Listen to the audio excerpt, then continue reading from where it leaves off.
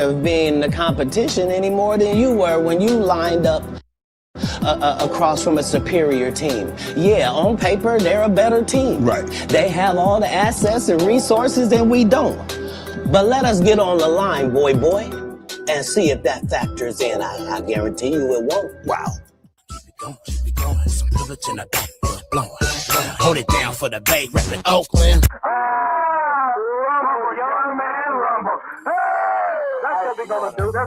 It's all a fugazi. And you know the difference between me reading your papers now and me reading your papers 10 years ago is that now I know when I read it. 10 years ago, I didn't know when I read it. This is no matter. It's not on the elemental chart. It's not fucking real. Right. It didn't happen. It didn't happen. And I hate to seem like a petty individual for picking apart lies.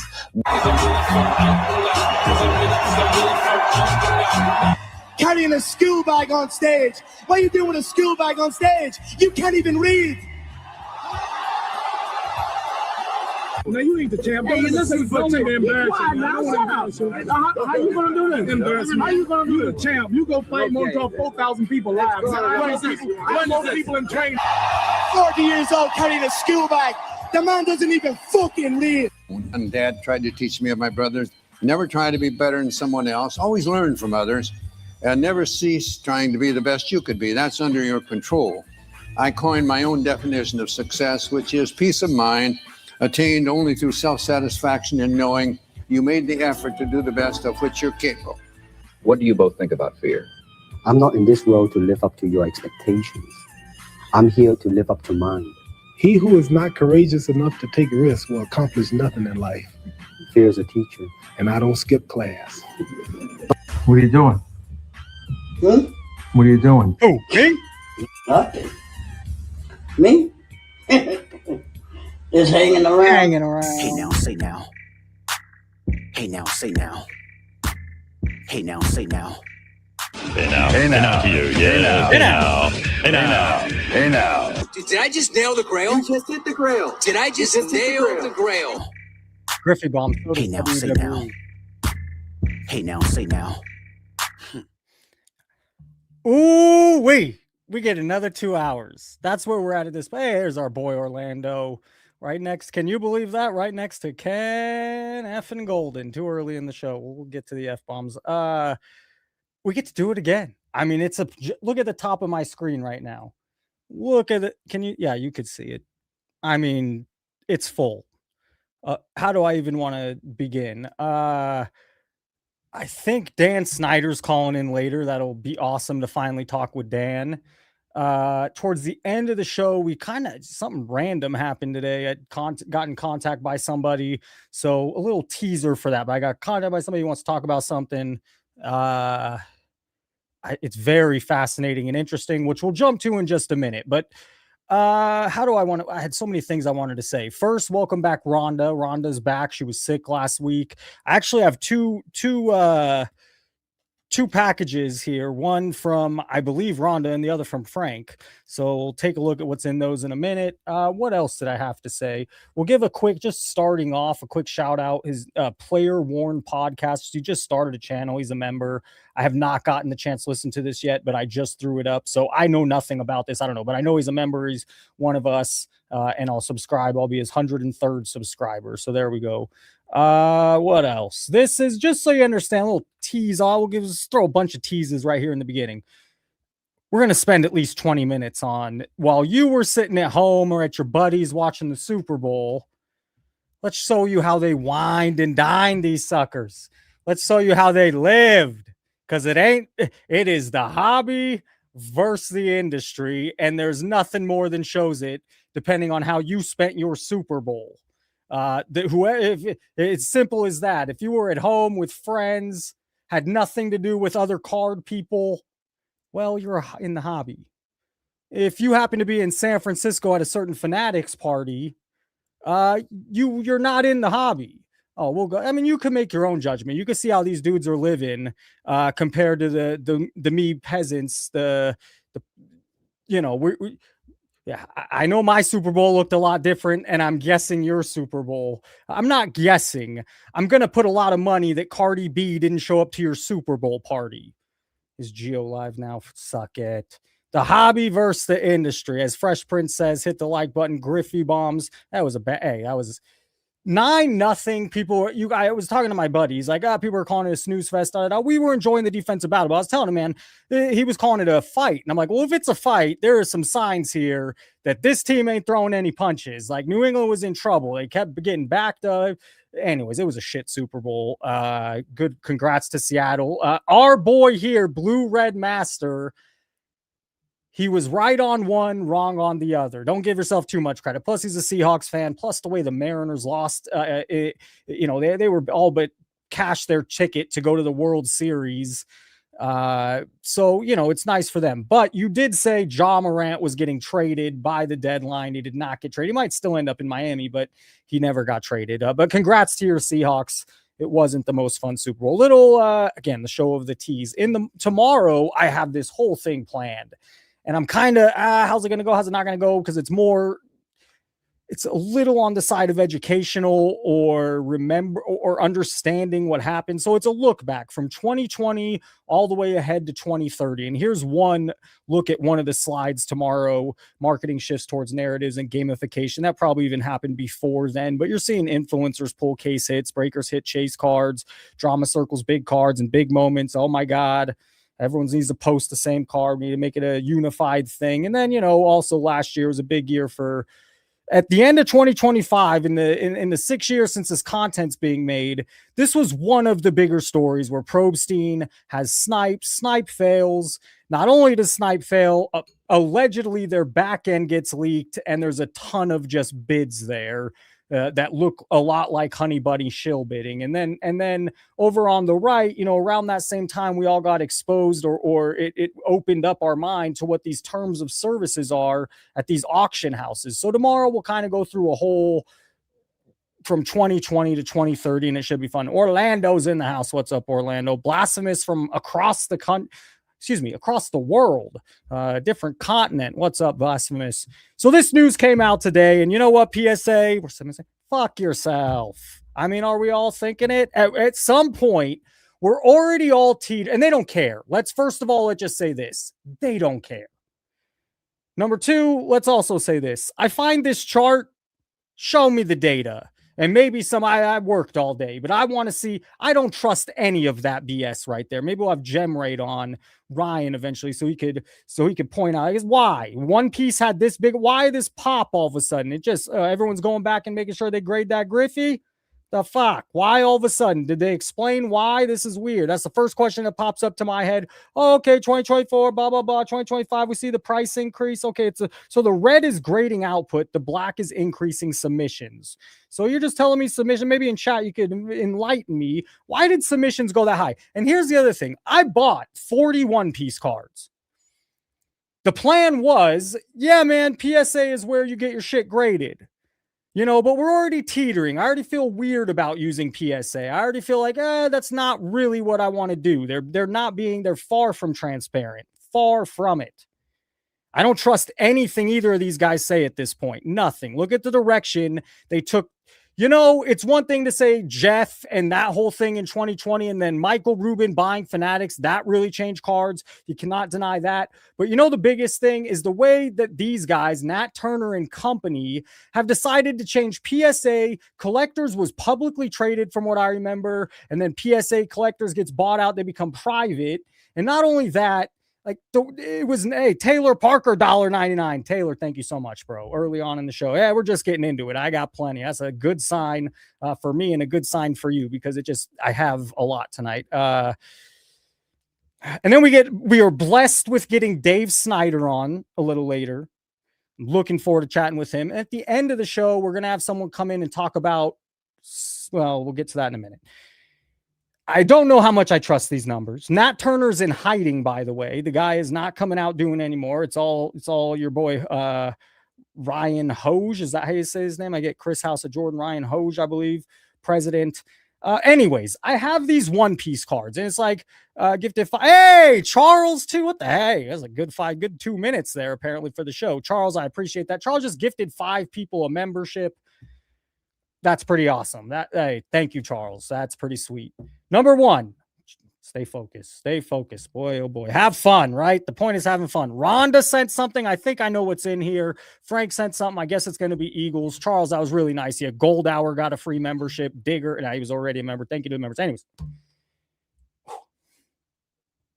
Explain the reason the chart went up, because that makes no sense. What happened? Why? It was already very in demand. The numbers back that. I really need to talk to Gemrate Ryan. He would know, and maybe they do. But that's my first question. And number two, again, I have these One Piece cards. It's like, dude, I even have a membership to PSA, which I won't next year when it runs out. And I've been debating and lagging on it because I don't know. And so now it's like, yeah, I'm looking up CGC prices. I just am. They raised it from 19 to 25. That's $6 a card. You do the math as 60, 120, $240 extra now to grade those same 40 cards. But here's the point. They don't care. Just like the Las Vegas Strip does not care, it's fact that they are catering to the high end, to the big money. They're catering to a certain crowd where everyone else is like, that comes to Vegas is, you see, this might be my last time back. I've been coming here 30 years. I've loved it. This is it. I'm fed up. I've had enough. I'm not coming back. And that's kind of the same vibe I get right here. People are kind of already on the fence. And then you're going to up the TCG $6 value bulk for sports. Value bulk, TCG bulk. Yeah, sports is only up $3. Fine. Value up $5. Value plus from 45 to 50. And didn't at the Dallas Card Show, from what I understand, I think, correct me if I'm wrong, because I might be, but I thought Beckett or someone else just raised prices there on a certain something. I'm almost on like in-house submission, on-site submission, I think got almost doubled. So they don't give a shit about the hobby. They care about the elite. They care about the guys that can pay. They care about there being a fluid market where the people sending in are not the average hobby person anymore. You better be looking to make a buck. You better be looking to profit if you're going to spend $25 a card. And mind you, there was a time not that long ago you could get grading through PSA for under $15. I want to say under $12. There might have been a time I remember, this might be going a little further back, that it was like $8 on a deal. And this was, what are they thinking? They already, like, imagine I love the TCG community for this because they're so much more real, honest, open. There's so many more hobbyists versus people trying to make money or run a business. It shows in the content. It shows in the viewership in the content. And they're not for it. They are super not for it. You're going to see a couple channels talk negatively and everyone else is going to be all about it or not say anything or just go with it or be a Jeff Wilson. Oh, you could, PSA is at my shop. I'm not going to criticize this. We were already on Ryan, we were already on the fence. I just bought 41 piece cards. You guys are the number one great game in town. And guess what? You're fucking it up. You're really messing it up. I hope they look good the numbers look good in your boardroom because they might not forever. You are messing it up. I'm not going to send into you. This is kind of the straw that's like, I don't care, bro. I'll spend less. I'll get my cards quicker and I won't feel dirty grading with PSA. But I'm not sending my One Piece cards to get. I'll keep them raw. I'll send them into CGC. I'm not using Beckett or SGC because guess what? Your parent company's all collectors.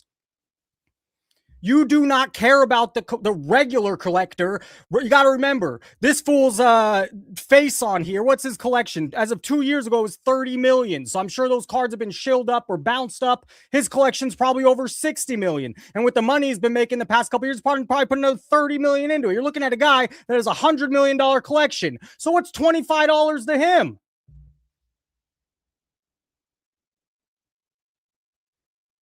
I don't know, man. Pretty weird. And from what I remember, Pokemon was going down. Okay, now Logan Paul. But Logan Paul didn't. Pokemon was kind of having a fall there for a minute. So this is August, July. Right around, you know what to say? You know what? We're going to connect some dots. And it's just what's happening. This bump up from about May, it was pretty down in May 2025. And you're looking at the bump up. We studied right here on this live card prices in that time. And what else happened in that time? Graded grails, some more mystery packs or what they want to call repacks, some more digital online stuff, and the buyback program. The buyback program, I believe, started end of 2024, and it didn't really start getting some love or pushed or talked about until about this time. And the same correlation of your Griffey or your whatever card that spiked 3x, 2x, 4x, it all started at this same point. It all started at the same time. And I don't believe it's coincidence. I believe there's something weird that happened. I do think something's weird with the mystery packs. Maybe, the buyback program. Maybe the buyback program kind of somehow inflated prices. It just did, it felt like. And number two, maybe as they're buying these raw cards, no, they're not buying raw. They're buying graded cards. So I don't know. But it just seems that here's all I'm going to say. This is weird. It's weird that that's about the time we see the same trek up in some of these cards. That's not normal, where for the last 3 years they were flat, and since the spike they had crashed heavily. So I don't know. That's my take on this. Oh, one more thing before we move on. Exit that. Didn't I have one thing on that? No, I did have something on that. I don't know where it went. All right. We did this. Oh, here it is. Look at me prepared and ready. So many tabs up there. From your boy Nat Turner in hiding. Nat gives us an update. In 2025, PSA, you might have seen this by now, received 3,285 submissions of the 1986 Fleer Jordan rookie. Of those 3,285, 821 were deemed inauthentic, no grade. That puts the counterfeit rate at 25%. That's, wait a minute. 821 into 328.5, 160, 320. Yeah, okay. All right. 25%, which is 3% higher than 2023. So it's a 25% graded fake card. 25% of the time it's sent in for graded, it's fake. Imagine the ones kept raw that are never sent in. I don't know. It's a problem. Thank you for posting it. 1 out of 4 Jordans are fake that are sent in, not the raw ones that are sitting at your house, but the ones that are officially sent in, 1 and 4 are fake. Now, people even in the chat here don't believe anything. Where is data from PSA graders? Have no clue about the product and declined to grade legit cards, sent them back ungraded, but taking the grading fees. Where is the statistic? How often is PSA's opinion totally wrong? You guys still owe me $5,000 because of that wrong decision and sending cards back without sleeve protection. I don't know. There's so many people mad at grading companies, especially this one in particular. And at this point, you kind of lost my trust, lost my faith, and I don't really trust anything you say. But, prove me wrong. Do something good for us. Do something good for the community. Whatnot's getting sued, apparently. Someone contacted me today. They want to talk about this, so they are going to call in towards the end of the show. Seems to know what he's talking about. He seems to, so a little, I'm not going to, you need to have a subscription. And from what I understand, paying subscription, I don't even know if I'll get the documents at that point, but I'll share what I have for now. And then towards the end of the show, we'll get more details. But this guy Parker, so let's give a preface to that. This is back in Darren Ravel back in 2022. Let's make this a little bigger.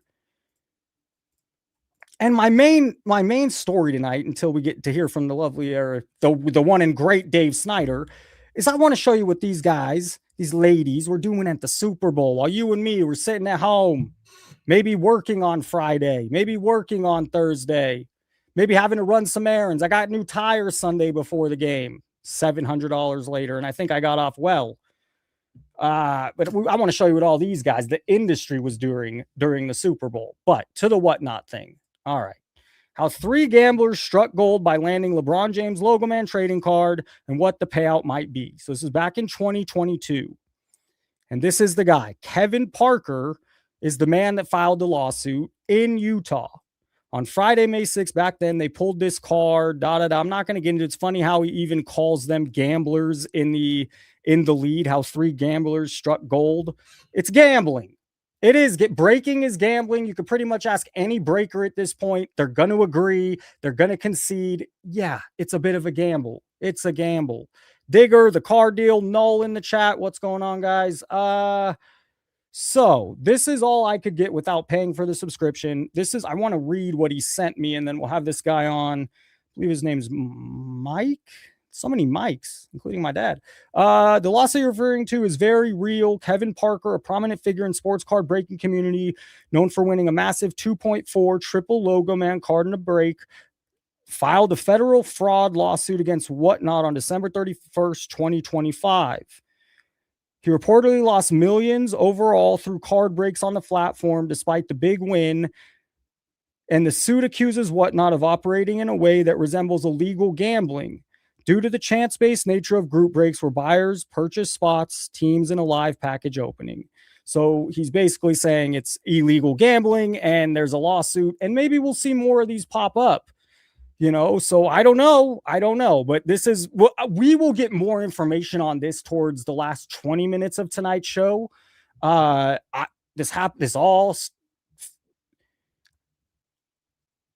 still processing all this. I'm still learning, so you'll learn along with me. We should have Dave Snyder in the next half hour, but before then, let's get to all the stuff I have on the top. So first off, the Bad Bunny Kid Rock. The whole thing's stupid. I couldn't agree with this post saying, hey, I don't want to get political, but I think that's why most of us are here. No one gives a fuck.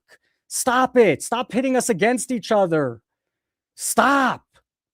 Like, it's just disgusting. And so I agree with this. I don't know who this guy is, but I completely agree. And if you preferred one or the other, so be it. I could care less. I was looking at halftime bets. I did not make one. And speaking of bets, I wanted to watch football yesterday. I could care less. I could give a shit and talk about a shit football game or Sunday. Second half was kind of shit. And to all you Drake May people, hey, Rhonda, I'm sorry. You won fucking 7 with Brady. The Raiders haven't won a playoff game since 2003, so I'm not that sorry. But yeah, it wasn't much of a game. If Drake May, they were down 19-7. Drake May has the ball and then he gets it. They have some momentum. They get off the 3-yard line. They're driving at the 40-yard line. He fumbles. No, he throws a pick 6. I guess is how it goes down, and that ended the game. But I want to show you what I think's going on in sports cards, just like it's going on with stake. So I see this. Damn. Okay. Drake lost $1 million. It looks like on the Patriots. All right. But you have to understand, Drake has $180 million with stake.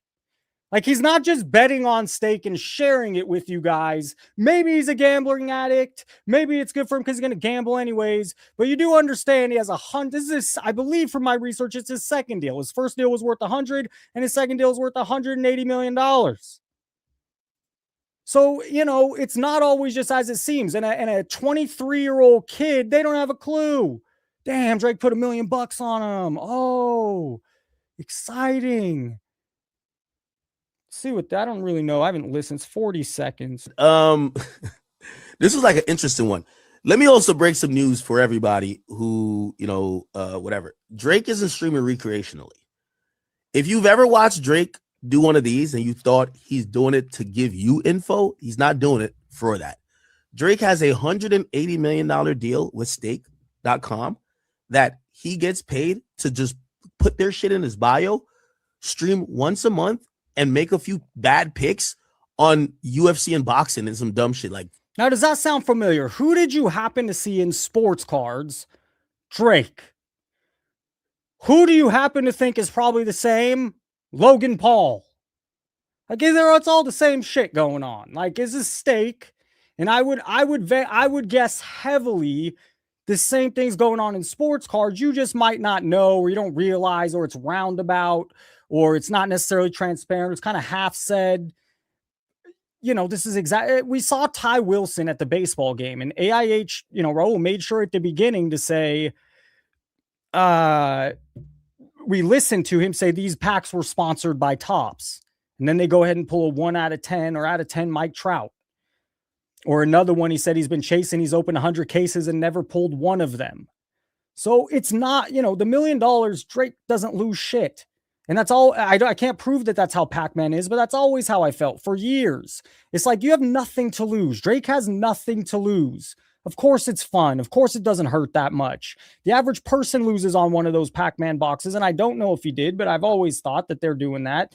And or for average person, loses $1 million, that fucking stings. Drake, okay, I still have 179 from them, and maybe he bets half of it, so he makes 80 million, and the other half he gets to gamble with and have a field day. So it's so stupid. And I would assume, a lot of that same thing is going on with Drake was opening cards. Hello. And who was Drake with? Ken Golden. Come on. I mean, I'm not making it up. It doesn't write itself. It does write itself. It does write itself. It's all not just coincidence. It's not. Prove me wrong. Be more transparent up at the top then. Be more transparent up at the top. on Drake's gambling streams, everybody loses. And it's very similar to this whole sports card thing when you see Ken Golden and Logan Paul opening up 1980 basketball. Why don't you save that for the real basketball fans? Why don't you save that for the people that look at that product and know there's a magic bird in there and they fucking love it, not just because he can pay for his wedding? How about that? Industry versus hobby. The same shit is going on with Drake and all this stuff in sports cards. Prove me wrong. All right. How were they living for the Super Bowl? Let's see. Living just in the... All right. Stop it. I'm sorry. Not all day.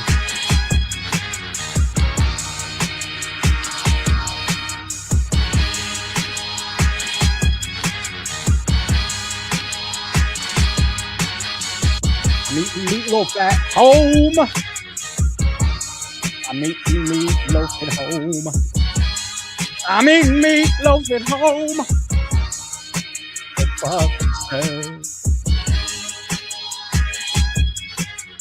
I went to Rich's, but I didn't eat. My stomach was really bothering me. I did not eat. Okay, so you see they're having a little party. Let's see what happened at this little party.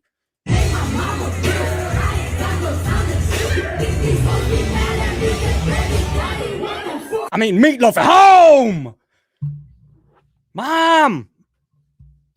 Never know what she's doing. It's Jeff Wilson. Made sure he was front and center, or at least got in front and center to post on his thing, because this is what they were doing during the Super Bowl. Anyone you see here is in the industry. They're not in the hobby.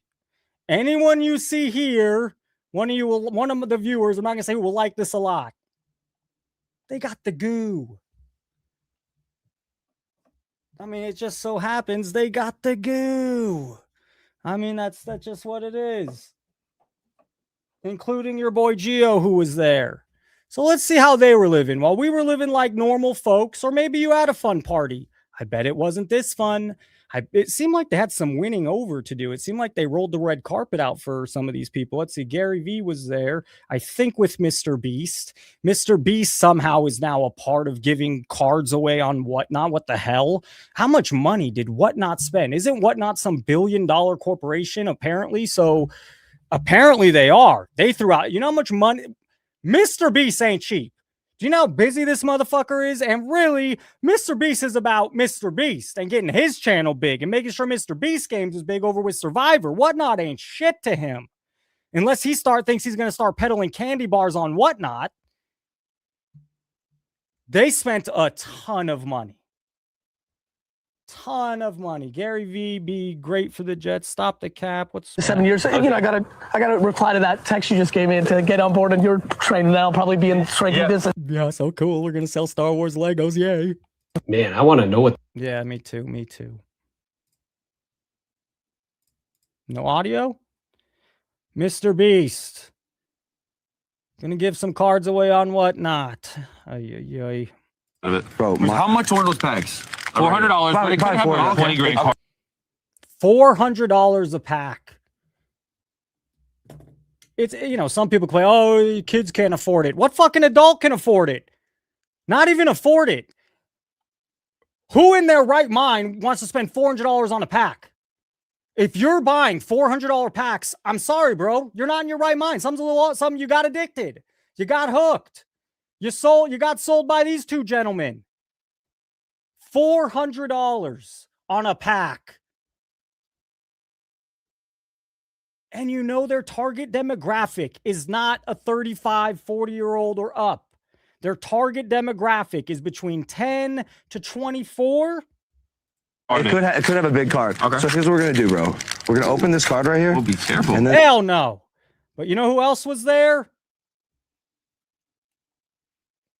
Ba-ba-dum-ba. Ba-ba-dum-ba. Sure was. All the way from Ohio. He was living a good Super Bowl. Hey, Ryan, have a great time. Have fun. Be transparent, be honest, and keep sucking in all those kids to your trade nights. Keep getting those customers, buddy. There he is. Moment of a lifetime with Mr. Beast. He almost shit himself. That's how they're living. So that's how, they really wind and dine. It seemed like they really put out a red carpet for some of these content people.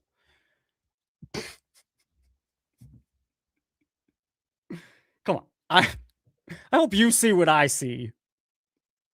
Look at this. Geeking.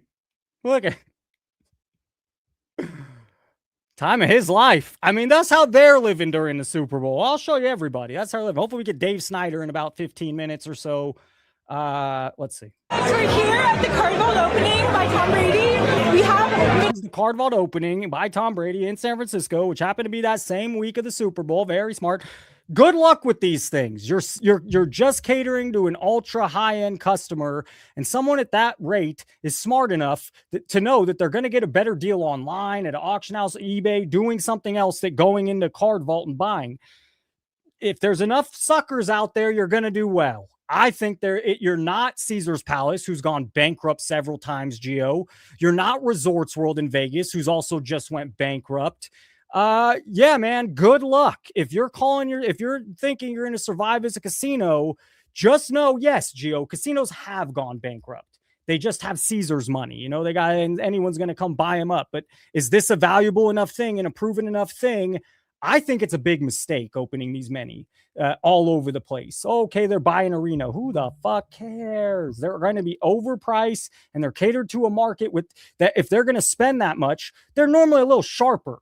They're going to realize quick, yeah, going to that store, buying at home or at a show or a different way is the way to go. Fanatics authentic under us. We're gonna rip them open. Let's see if they're a boomer deal. This is my first time doing the boomer deal. All right, so what do you want? I want Drake May. I guess maybe we should battle. So maybe I want JSN. Okay. The other thing you'll notice, I really want to point this out. This is important because it's going to happen in a few months. This happened last year. They make you feel euphoric, right? You love cards. They're bringing them out.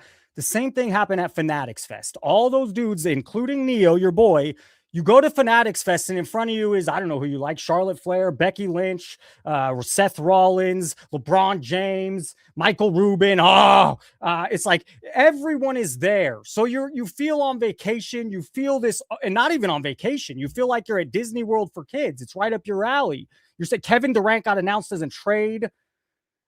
You really feel like it's this bit. And so everyone that posts or makes content about it, you can see it in their face, just like these two. They're glazed over. They're not in the real world. It's 3 days of excitement. These guys got invited to Fanatics Super Bowl party with Cardi B and was it Travis Scott and whoever the hell else was there. That's where they went with Tom Brady. Of course they're feeling a certain way, and you see it in their face. You see how oh my God, and that's the same thing you're going to see in 4 months at Fanatics Fest. They're going to make it a big deal. Livy Dunn's going to be there. A-Rod's going to be there. Jeff Wilson will be there. Hey now.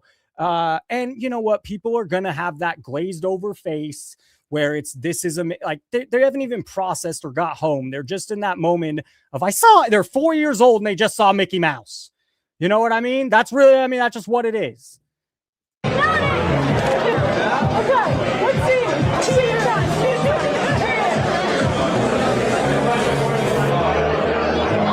Fanatics, a bit of free advice. No one fucking wants that big ass thing to open. You don't the same thing with those photos that Gio opened for us. Nobody wants anything that big or cumbersome. The reason cards actually work in your favor is they're tiny, they're easy. None of us want that. Good luck selling that. I don't give a shit what it is. Maybe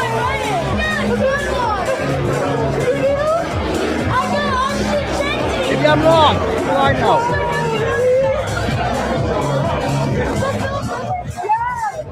I have had about enough of that shit. All right. He was there, of course, holding some double auto of, I don't know who I'm going to guess. That is Aaron Judge and Ohtani. Oh, a regular old hobbyist. Just a regular old hobbyist.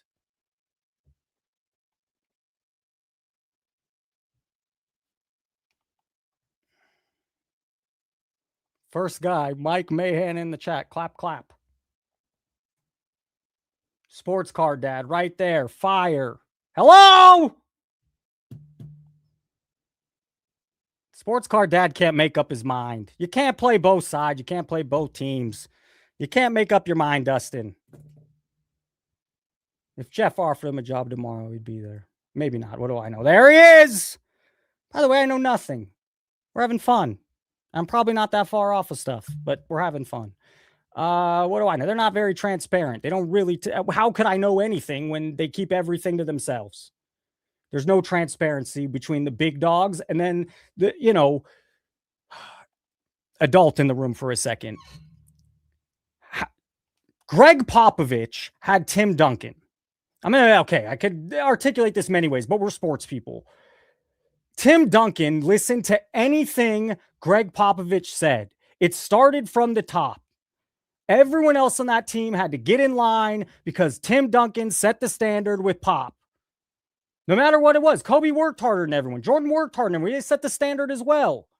But in this particular case, people could have walked over Pop. People didn't have to listen to Pop. But because Duncan did it with a certain way, everyone got in line. Well, it's the same thing what's happening here. It's not transparent from the top. So why do breakers need to be transparent? Why does a random seller on whatnot need to be transparent? Why does anyone need to be transparent when the top's not being transparent? And I think that's very well said and the truth. So this is his Super Bowl. Just remember, they're not the hobby. 96, even if you got money, they're still not you. This is not it. You didn't go, you weren't invited to Fanatics Super Bowl party. You're not hanging out with Steve Aoki. A lot of people in this day and age don't really know about is long box CDs. Okay. No way. There's your boy. Hey, there he is. Round of applause. You made it. Looks like we made it. My bad. Sorry, fifth grade teacher. What do you want from me? It's been cool to see King of the Cards rise as a hobby content creator. Has it? Or did he just join the team?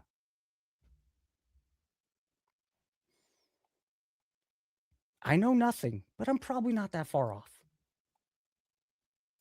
They call him King of the Cards. He's one of the biggest influencers in the hobby. This pisses Frank off, by the way.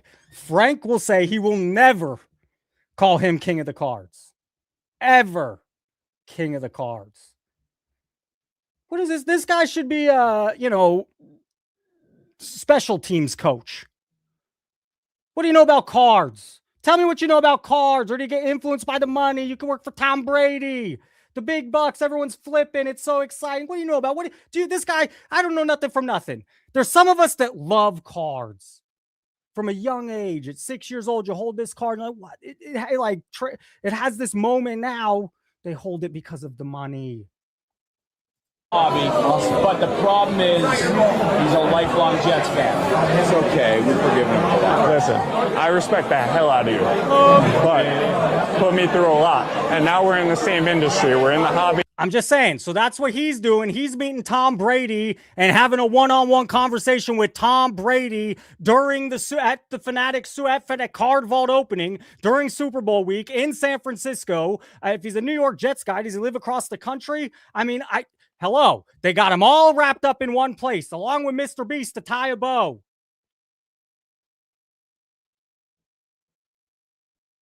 Industry versus hobby. And don't let them fool you. Together, like, I want to love you. I love this guy. They don't care. They do not care. It shows in their product. It shows in their pricing. It shows in how they distribute it. It shows in who gets big hits. So it's not like you guys are doing much for me as a lifelong card lover. Weirdest thing I've ever said on this live. It's true. We're going to do business together, but I feel like we have to handle it gentlemanly and kind of pass what we've been through, the bygones be bygones. So I actually brought a sympathy card for you to sign. I really hope that speaks for itself. What do I need to say? For me, and this is, I can't have a Patriots jersey up on my mantle. So I need the apology. Let's do it. Let this be. So cute, so clever. Have a baseball card collection at all? Was that something you were into? But I remember. That's his Super Bowl. That's all these people you see, not just his, all of their Fanatics really rolled out the carpet for these guys. Really got to let them live life. Probably the same thing at Fanatics Fest. We'll see. The National too busy with meetings. Seeing kids have it in the 60s, you know. You see, and this is the other problem. He doesn't understand the difference between the kids in the 60s and what the fuck the industry has done to it in 2026. I mean, point blank. And none of these people, nobody, I mean, it's just none of them know. They're clueless to it. They go on MSNBC. Oh, it's cute. Okay, say your thing. You know, I mean, they don't know. No clue. Why? Because it's not as big as they want to make it seem. They're really trying to, oof. We'll see if it works. Maybe. It was a good run last year for you. That buyback program, I'm thinking. I could be wrong. I saw him, you know, and that gum was shitty and it was never any good. Yeah. But I had Mays and I had Aaron, I had all of those guys. Did you keep them? No. Hell no. Oh, because why? Because you know what, even the balls that I would get signed by somebody famous, I went out and played with it. And actually, there's a scene in Love of the Game. Now it's love of the money, buddy. Love of the money. That I don't know if it made the movie, but a kid comes up to me, hands me a ball in the airport. So I signed it for him, and when I gave it to him, I said, make sure you play with that. You know, don't. That's awesome. Is that awesome? Is that what you're going to tell him to do, King? What's his name? Travis? Is it that awesome? Or are you just caught up in the moment because it's fucking cool as shit? There it is. They made him feel special. They really made him feel special. He got a podcast with Logan Paul here. Pumping cards. I really think this whole segment, it speaks for itself. I mean, if you don't watch this little portion and be like, oh, look how connected they are with Fanatics. Oh, this is interesting. Hello. I mean, they made him feel like a king. Drew Brees.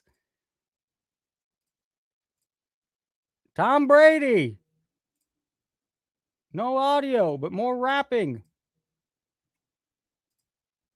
And then just to piss off Frank some more, look, Alt is making sure someone just paid $24,000 for Tillman. I know King of the Cards likes to use this Pat Tillman guy, and I know it pisses Frank off beyond measure. Who else was there? Blez was there. Oh, that's interesting. Blez at the Fanatics Super Bowl party. One of your All right, that checks out to me. You're live at the Fanatics party. Why do they? Blez and Backyard Breaks. I guess they know their demographic or who they're talking to. Like they all talk like they talk in a way that's so fake. Exactly 1 year ago, I sat on this carpet and I told the world that I was holding in my hand the biggest modern day baseball card. I do. Nope. He was there. And then unfortunately, and I've noticed this over the past month, you know, Mama Break showed up to his card shop a few weeks ago. The next week it was Mary Gamble who you saw here. And of course, Rob's there. And, you know, it's not a coincidence. They both showed up at his shop and now he's at Fanatics Fest. Talking with Tom Brady. It's a once in a lifetime, you know. I mean, it's something these guys all left here super stoked, excited, ready to sell Topps product.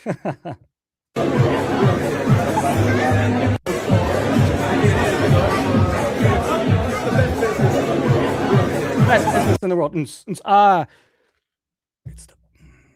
Rob, the way you do it's going to be different than how your boy Brady wants to do it, I'm assuming. And it's disappointing. It is what it is. It is what it is. Mojo was there. Isn't that Devontae Adams, my guy? Who is this? Richard Sherman. It's Richard Sherman. All right. Just kill me now. It took me 2 seconds. Saw him in a Seahawks jersey. It's Richard Sherman. There he is with the former Super Bowl champ. Don't know who she is. Don't know who he is. Probably an athlete. No, it's a Big Ben. I don't know who that is. Sue me. Athletes in the hobby. Oh, that's a cool card. This guy also so clever. We'll get him in a minute. He's so smart. He's so smart. Look at all this garbage. So anyways, this is how they're Cam Newton. Poor Gio. Gio really got the shaft on this end with Shiloh Sanders. You got people breaking with Gronk. You got people breaking with Jerry Rice. There he is, time of his life. They all left here believing, drinking the juice, and ready to sell. Make content and sell. What's happening? Where's the audio? No audio? Is it me or is there no audio? Nope, no audio. Again, I don't want to do this for my Super Bowl anyways, but like I'm a weird introvert. This has no, I would never. And at this point, I can't stand Tom Brady. And if he turns my Raiders into a winning organization, maybe. LeBron definitely hasn't done that for the Lakers. But this is how they're living. Hobby wedding. So maybe this is a wedding. I don't know what the hell's going on. This is at a wedding. I'm wrong. This is at a wedding. But we saw him there in the last photo with your boy Richard Sherman. This guy got Steph Curry. Who's this guy? I don't know. I had a fucking thing on him later. We'll remember him. Gio got Shiloh Sanders. So I saw Jerry Rice. I saw Gronk. I saw all these other guys. And Port Sports Card Radio got Shiloh Sanders. Not the... Oh, there's your boy. Hit the like button for Joe. He doesn't like I'm a teacher. I'm only half in. I know nothing. There he is. Super Bowl party. Joe, you're better than me. You're better than me. And you still, you're not. You get all this. You work at a card shop. You can make card content all day. You go to the Fanatics Super Bowl party, and you still can't make content. Move on. Hey, or let this light a fire under your ass. Let's see some better content. One or the other. You have access to these guys. There's Gary V, and you still can't make good content. Hey, yay! I don't know. He's talking shit on me. That's all. I think we're time. Where the hell's Dave? Where's Dave? Hey, Dave should be here in the next 10 minutes or so. So, that's going to be a great call. Looking forward to talking with Dave. And I know he's going to bring some interesting things. This is me. I think when I saw this, I'm like, who'd like to see this? My viewers, because it's a girlfriend, please be chill today. And this is just right double X jet 36 counter naked waggle at 7 X quarter on 1. Ready? Fucking break. Hey, let's go. Trips right. 76 zap X out on the. I find that hilarious. And unfortunately, yeah, it's part of the reason I don't drink. I mean, come on, I can't be controlled. Stay away from alcohol, but or at least for myself. But this is, if you let me open up, most of the time I'm quiet because most people in real life can't handle me, of course. So I understand. I just need to shut up, live life, do my thing, be happy. But here I get to, be John. I get to let loose. I get to, if you're my friend, this is how I am. And so, yeah, I could just, this hit a nerve for me. Quick, ready, break. Flip right double X jet 36 counter. All right. I just want to point out Ken Golden, no gloves, holding the 1951 Bowman Willie Mays rookie card. So sometimes he picks when it's good optics or when he needs to wear the gloves. Maybe Logan Paul's around, maybe Kelsey's around.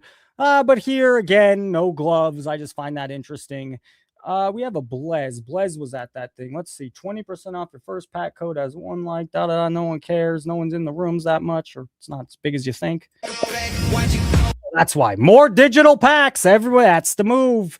There is a lot of money, and maybe they just see a lot of money coming in. There's a lot of money banking on these digital packs working long term. Maybe they do. I'm against. I hate how they advertise, especially how they advertise. Like here, he's pulling a Ted Williams Ichiro autograph. It's like, yeah, you could come pull that. Yay. I hate it. They all do the same thing. It's all, so that's part of the reason I hate it so much. And number two, you see, so there's going to be a lot of competition here. Everyone's moving this way. I see a new one. It feels like a week.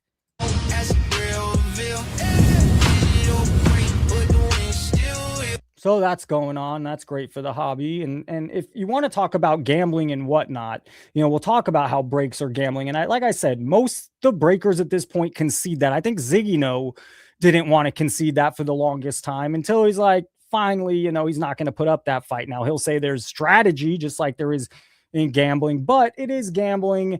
And on my way, Dave, right there live. Okay, well, hey, that'll be fun. I can't wait. Dave in a Dave momentarily. This is gambling. The guy won Genty and he lost on the spin. So he hit the card. He hit the big card. 101, Bo Jackson, Genty, huge card. Awesome if you're a Raider fan, especially.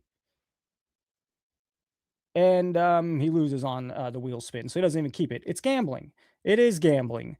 I have tomorrow, I'm not going to bring it up right now because I'm sharing this window, but tomorrow I almost like to show more. I have a couple things. I have a couple of things I want to show tomorrow that I'm excited to share. I think we're at a time in the hobby where you're starting to find, oh yeah, all this numbered stuff, it's not that expensive. Or all these parallels, you could go buy them cheap already in 2026. What's happened here is there's the industry that's catering, like, again, to the Vegas whales, just like the Las Vegas Strip is. And then there's us. And for us, we'll get the leftovers and it won't look like such a, oh my God, this glory. But there's going to be so much stuff out there for $1 to $25, including autographed serial number stuff that I'll show you tomorrow. That, it's happening. It is happening. So we got rid of that. Dave's going to call in here in a minute. You see how they're living at the Super Bowl. Why did I have this guy up? Where was he? He's a true genius here. Here. He does this. Sports Card Invest. I believe, Canul. They're always posting his stuff. Canul, maybe he's part of it. Canul, I don't know how to say his name. Sorry. I believe Josh Allen's card market will cool significantly. The window to have an all-time great career is tightening. I mean, just what a smart, I hope you went to law school. I hope you have a doctor. You're a genius. You're absolutely a genius. This is one of the best takes I've ever heard. I love it. And you're breaking barriers with this comment right here after Josh Allen exits the playoffs early, basically has an open road to win a Super Bowl. Now they fire their coach. I mean, if he wins a Super Bowl, maybe this guy's, but I mean, it's like, hello, how safe could the take be? This is a stupid take. I hate it. Anyways, he was there hanging with Steph Curry. And let's do it. I've been waiting. Give me 1 sec. We got to do it right. This button. And he deserves this one.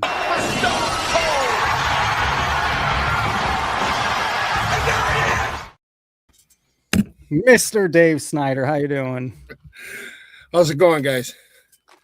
Wow. I'm gonna walk in slow. We'll take this nice and easy, and we'll try to get through this without screaming and yelling and getting too upset. But I got to start with Jeff Wilson and this total separation of what he lives and what we live. It is just way too far of a gap to live with. I mean, it's like I'm done pretending that, oh, he's the sounding board that makes our hobby grow. He doesn't.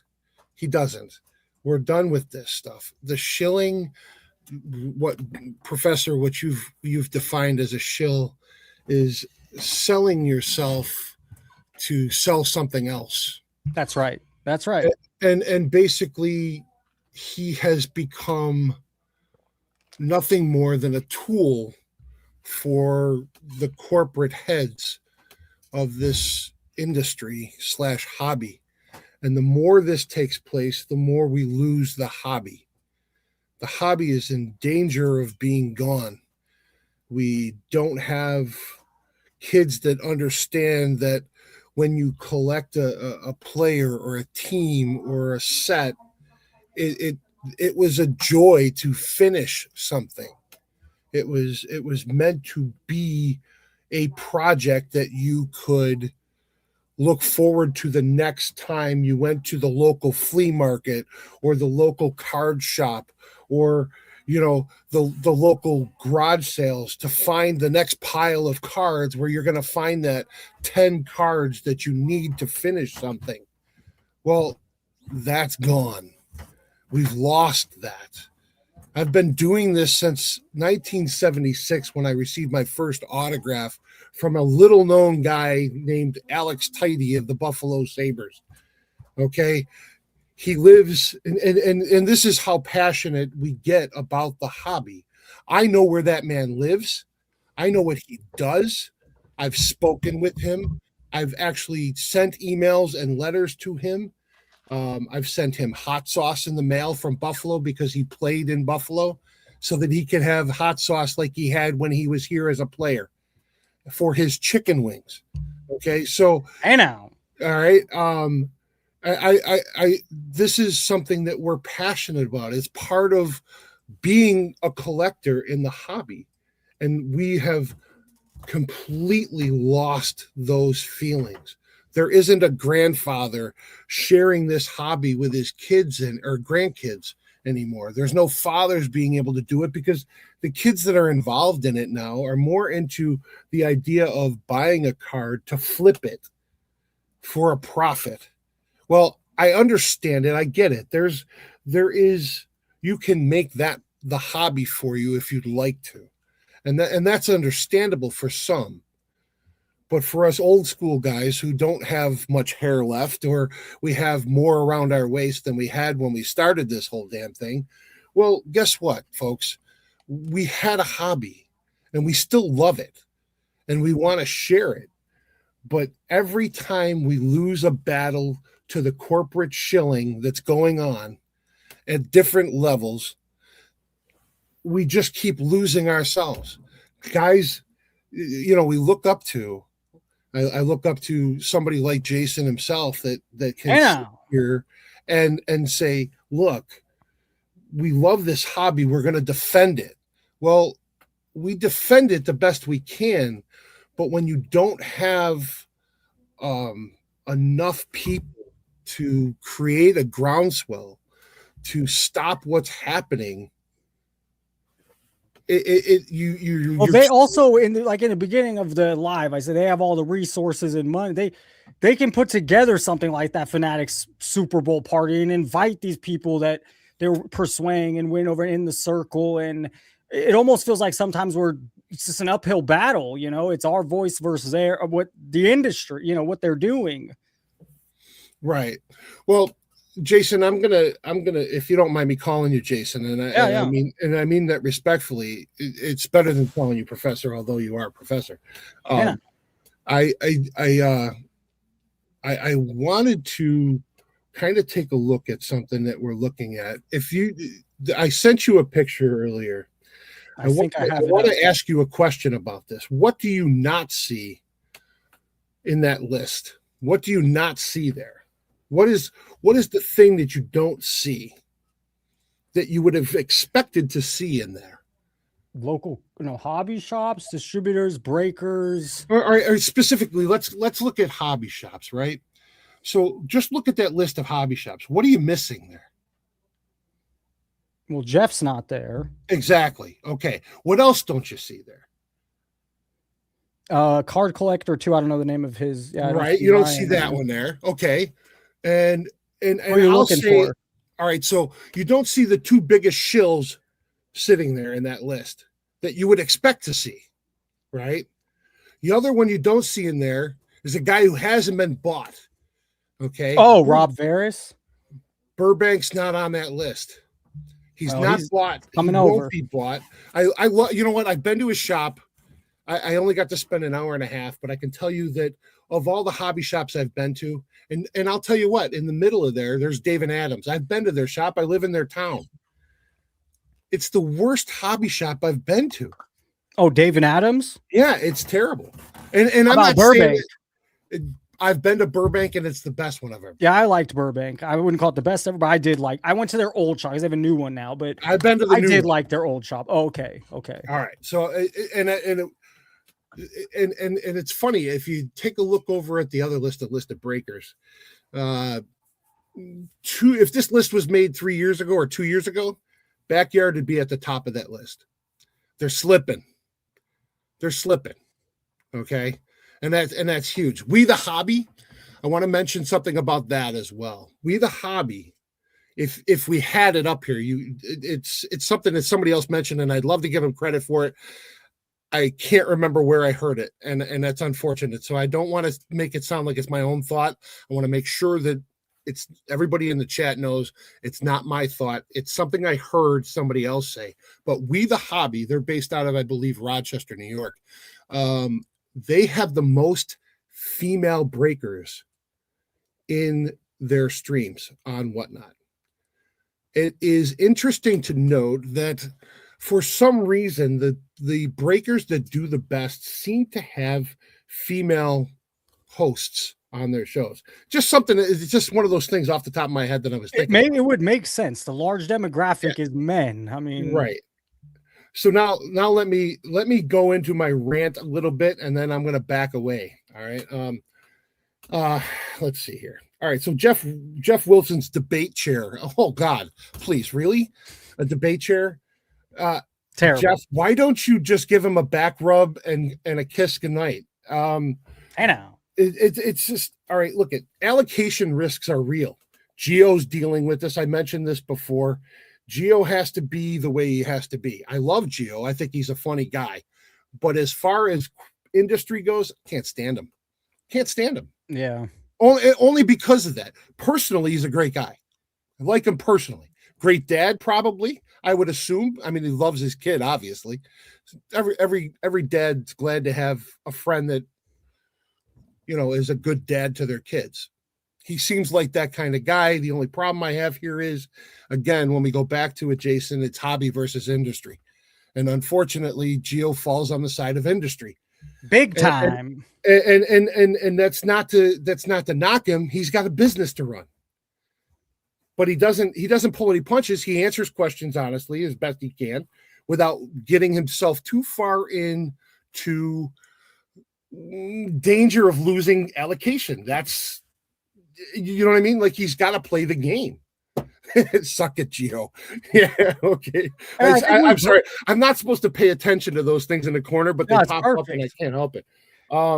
And we both would say, and I think everyone feels this kind of way, they respect Gio for when he comes on to these kind of shows or comes on, says his piece. Yeah, but still remember that he is industry, completely industry.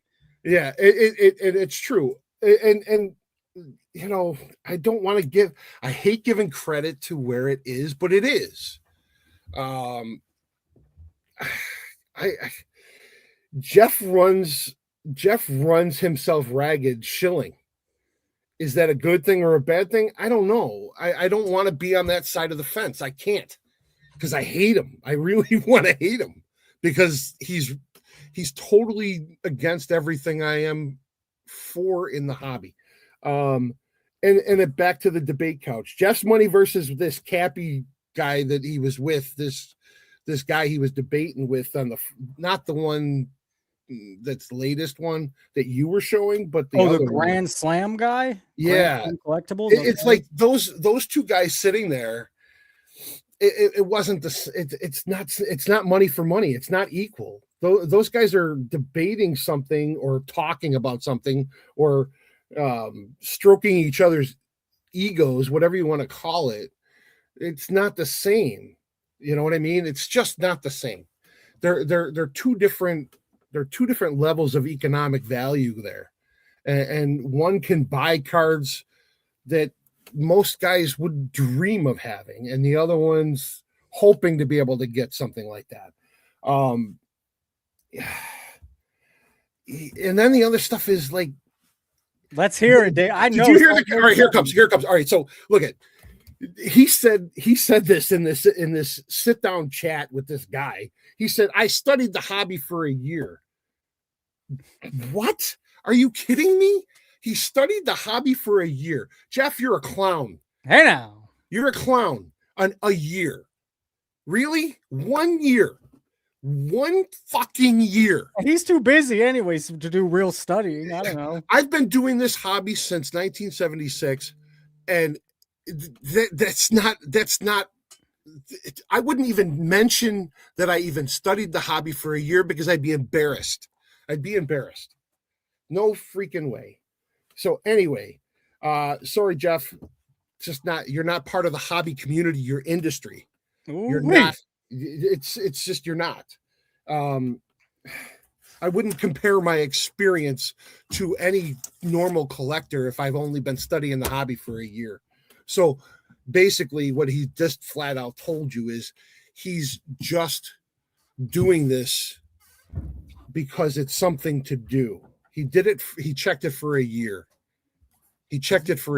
Before we move on, like Really? the other thing that's weird about that dynamic is they're sitting there ripping packs. Like when he's hit with an even tiny semi question, it's like here he goes to a card to like, you know, diffuse the situation. God forbid there's any, you know, conflict at all. So it's just so interesting how those were set up. You know, they were set up in a weird so way. let's take this a little bit further. All right. So he rolls his little whatever into a hobby card store, whatever. The decisions that he's making in building his card store, he's got money backing that.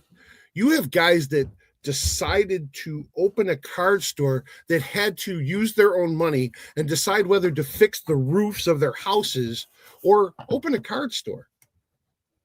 Jeff Wilson never made those kind of choices because he had the money to do it from other people. We can go into all the little nuances about what SCR has told us or taught us about Jeff Wilson and his background of loans and such, whatever. And it's all alleged or whatever. We'll just leave it there so that we don't have any issues. But yes, I am reading. All right, right here. I'm reading. Man's a pro. He comes prepped. He made money by flipping and doing things, and some people had to decide whether to buy food or keep the doors open one more month at their shops. So many shops got taken out. I mean, so many. It's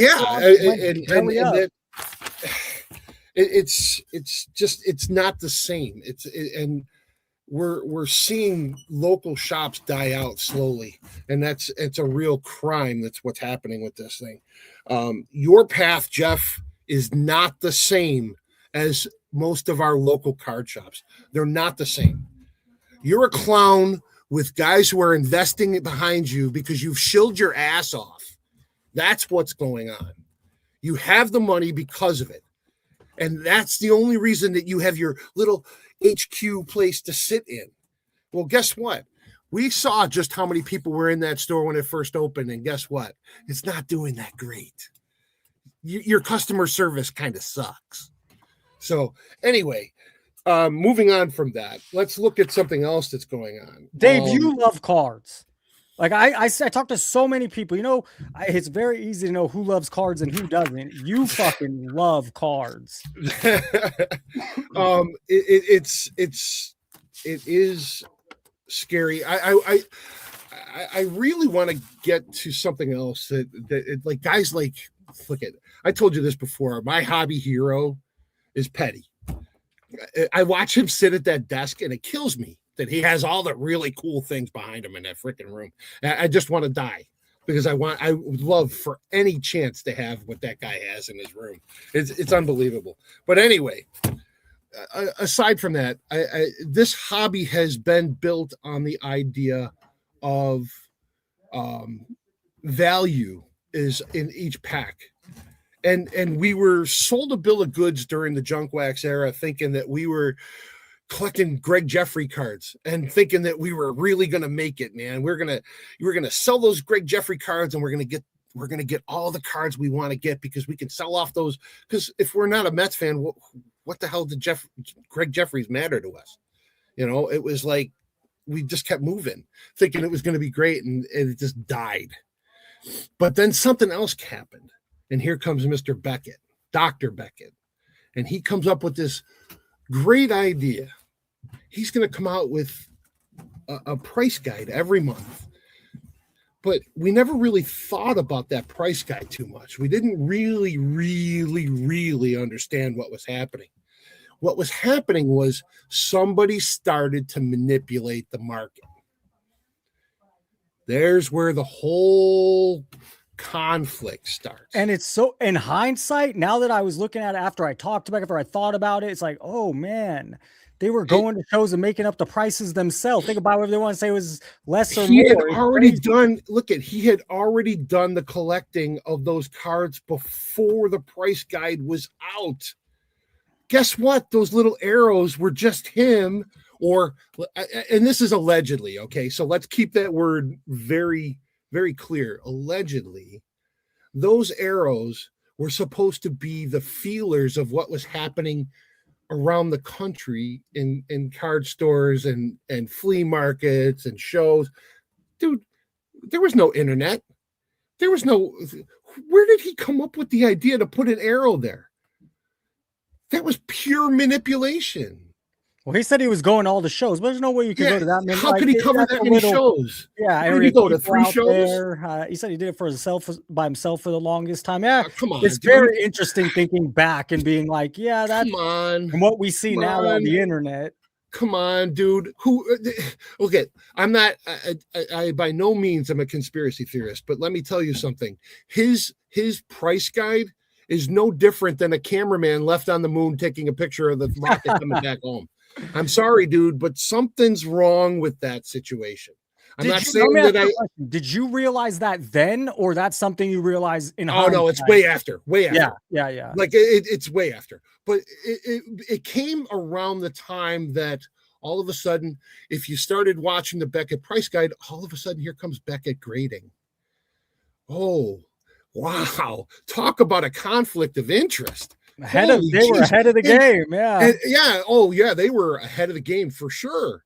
They were ahead of the game way early. That's a good Beckett was the leader and somehow became PSA. So PSA doesn't always mean you'll be the top dog, I would say. I mean, Beckett had this big front lead. He collected the cards, he increased the price, and then he came up with the idea of, hey, let's grade the cards.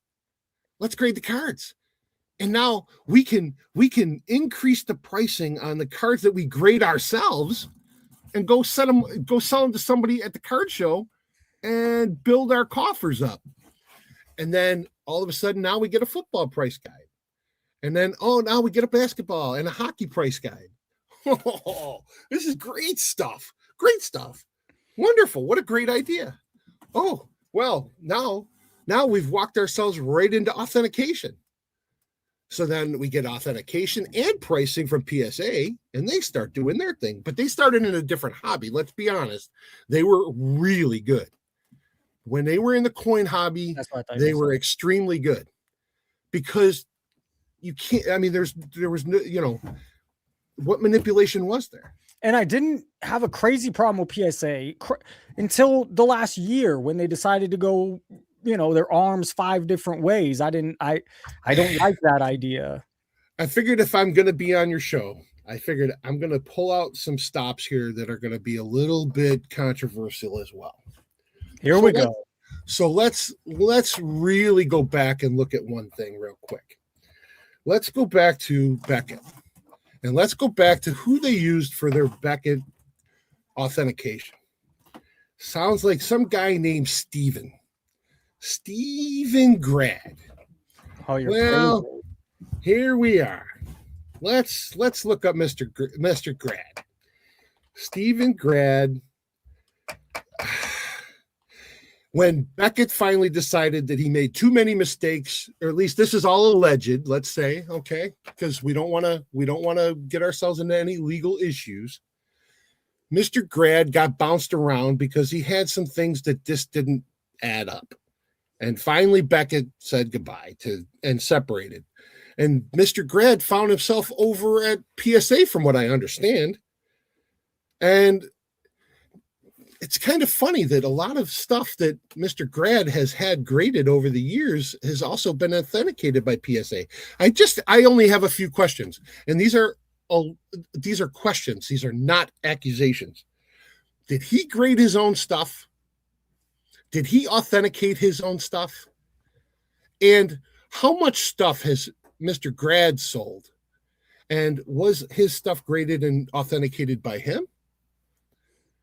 Because I know that when he was on his show with his buddy in Las Vegas out there, didn't he have like the most amazing Star Wars collection of cards that had autographs that were all authenticated?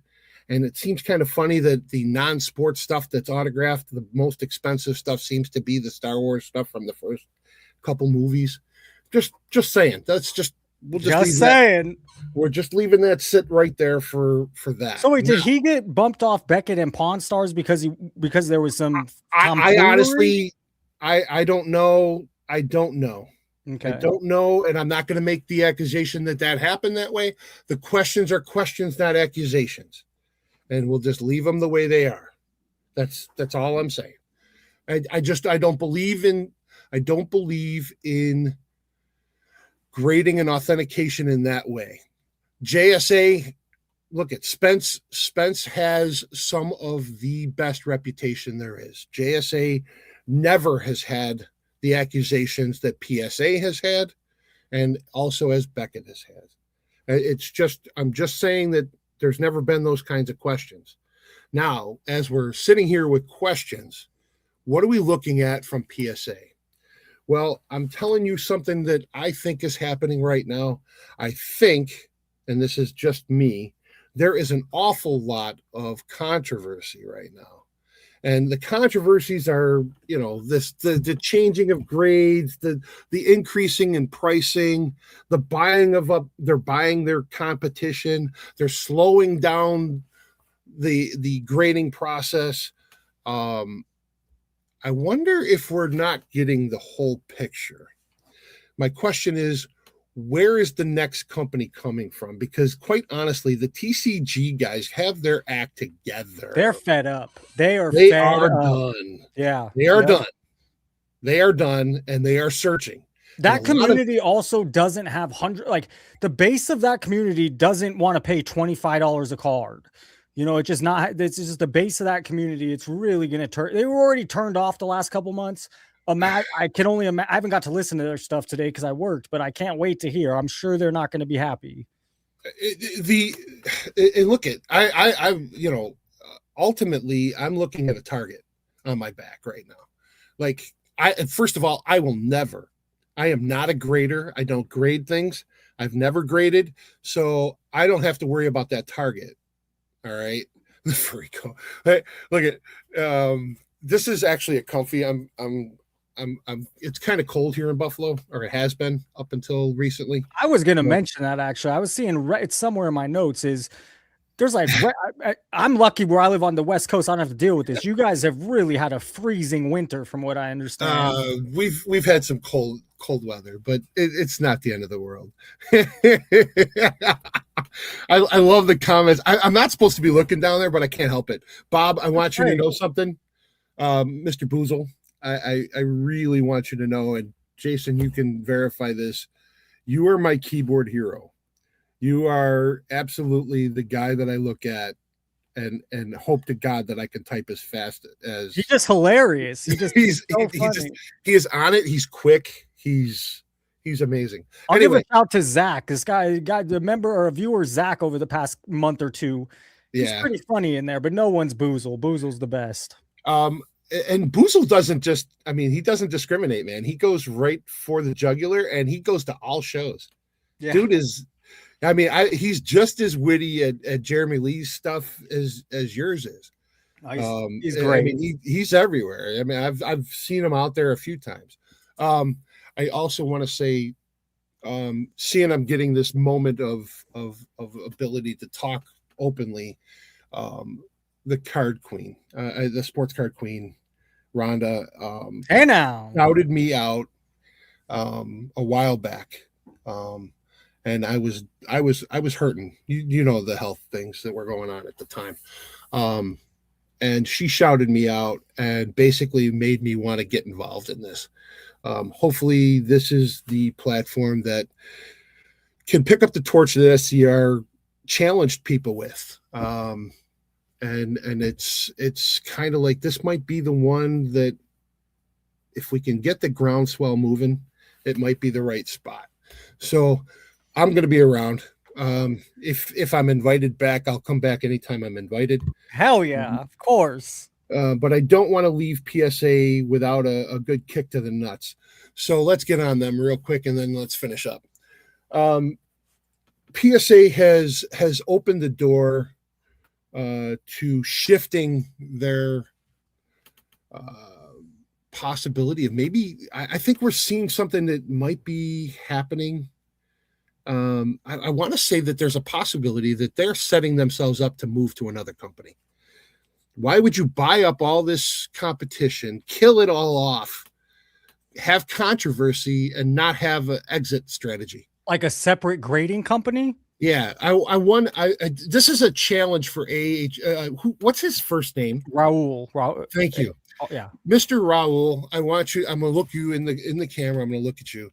Dude, you are an investigator at heart, and I want to know who's building these new grading companies and where their money's coming from. If there's backing money that's there from the top guys at PSA, find it. Find this out. Let us know, because I think there's some sort of exit strategy. Why would they keep all this controversy under the same name? It's too much. There's too much of a mess. Why? There's got to be something going on here, because there's no marketing guru that can fix some of the crap, especially now that the TCG guys are all I like your mind, Dave. I like your mind. There's got to be something, because there's too much money left on the table if they quit. I mean, if they just walked away and burned it all up, where's the money going to go? It'd be AI grading. You know what AI?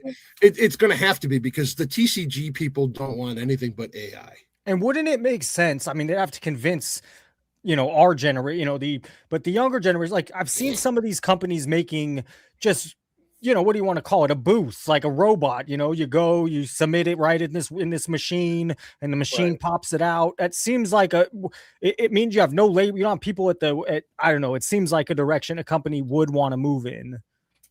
Right. Oh, can I share one piece? Let's hear it. Yeah, of course. All right, let me just turn around and grab it. All right, well, I'm going to spoil it. Dave told me a little bit about his collection. I think he said, no, this is, go ahead. This piece, this is my challenge piece for Mike Petty. All right. Oh, hey now. This is not the one you're thinking of. It's not the hockey piece. No, I'm just thinking of, I just wanted to share you have like a huge hockey collection. Huge. Oh, wait. You're talking about, are you talking about that up there on the ceiling? Wait, if I don't lose the feed.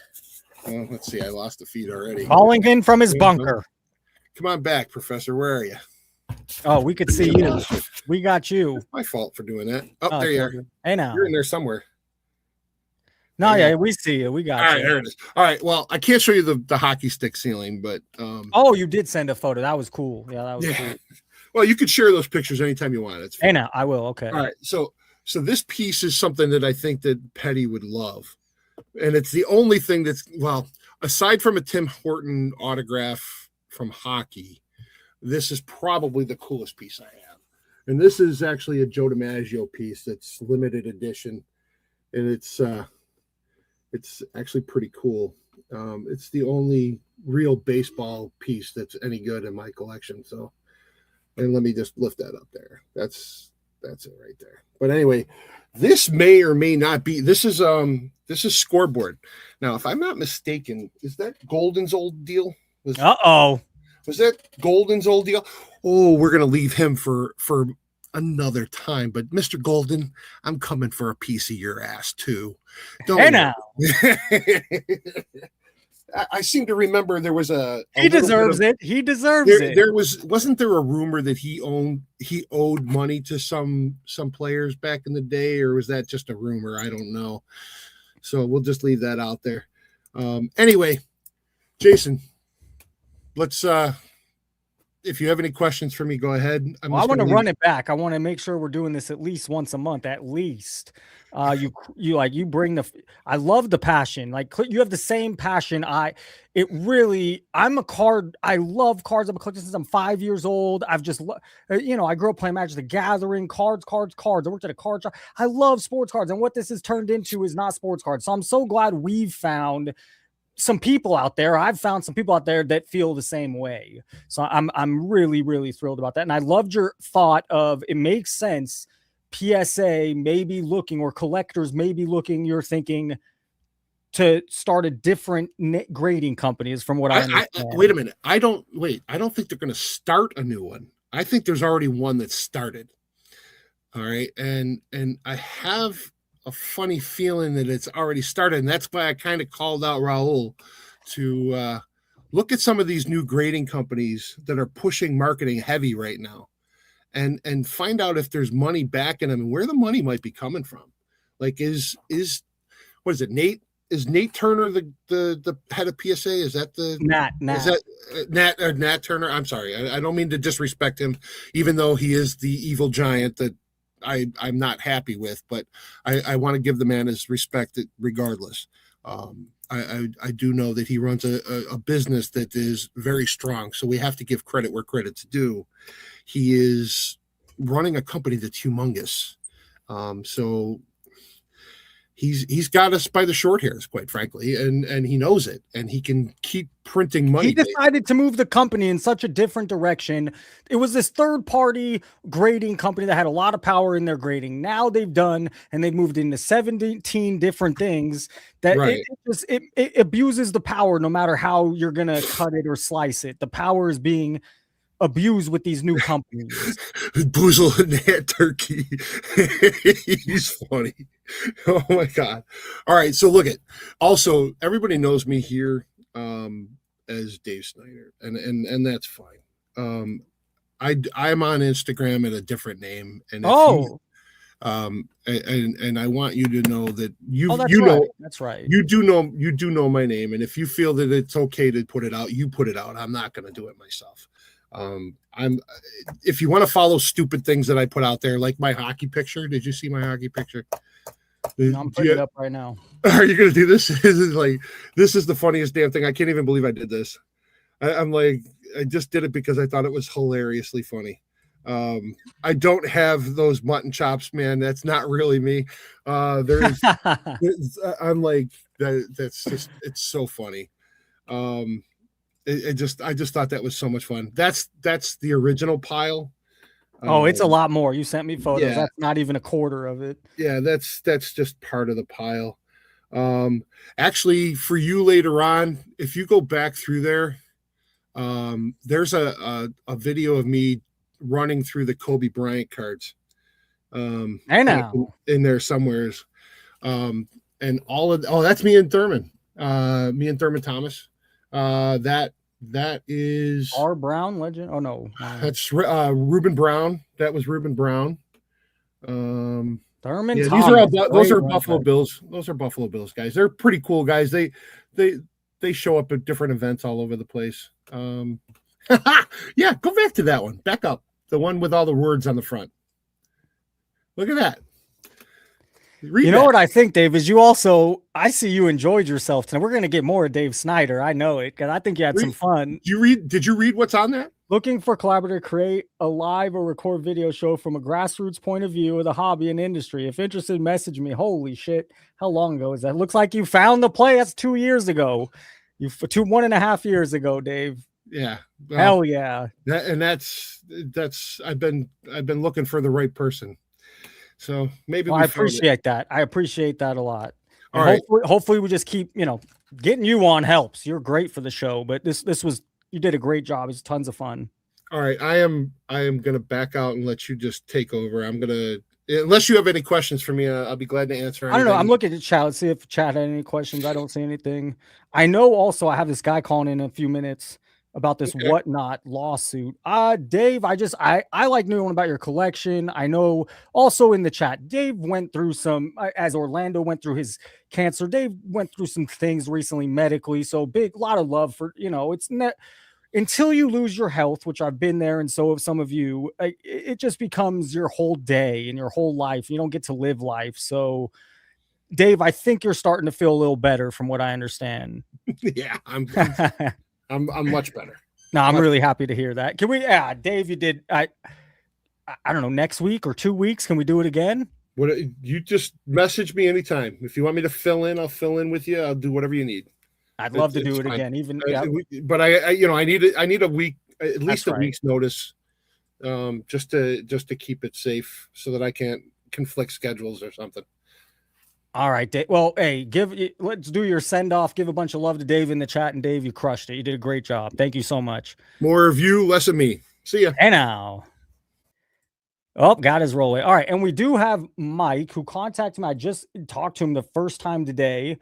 He can, I'm going to let him we'll have a conversation, but Mike knows a lot more. So I'm going to throw him on. I know he's going to stay this way. Mike, how you doing?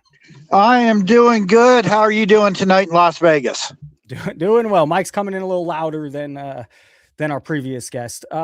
Doing well, Mike. And I'm flattered and thankful you reached out to me.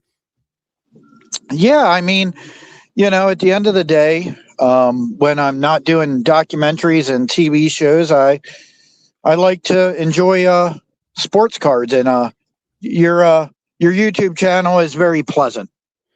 Mike, I appreciate that. Now, you said, just to add some, because we're on the internet, so they're all going to think, can we say what you do, or can we talk about that at all, or you don't want to go there? You know what? I'm a TV producer. I do reality TV, documentaries. I work a lot when it comes to getting shows financed, making sure that sponsors are happy. And yeah, I've been doing it for about 17 years now.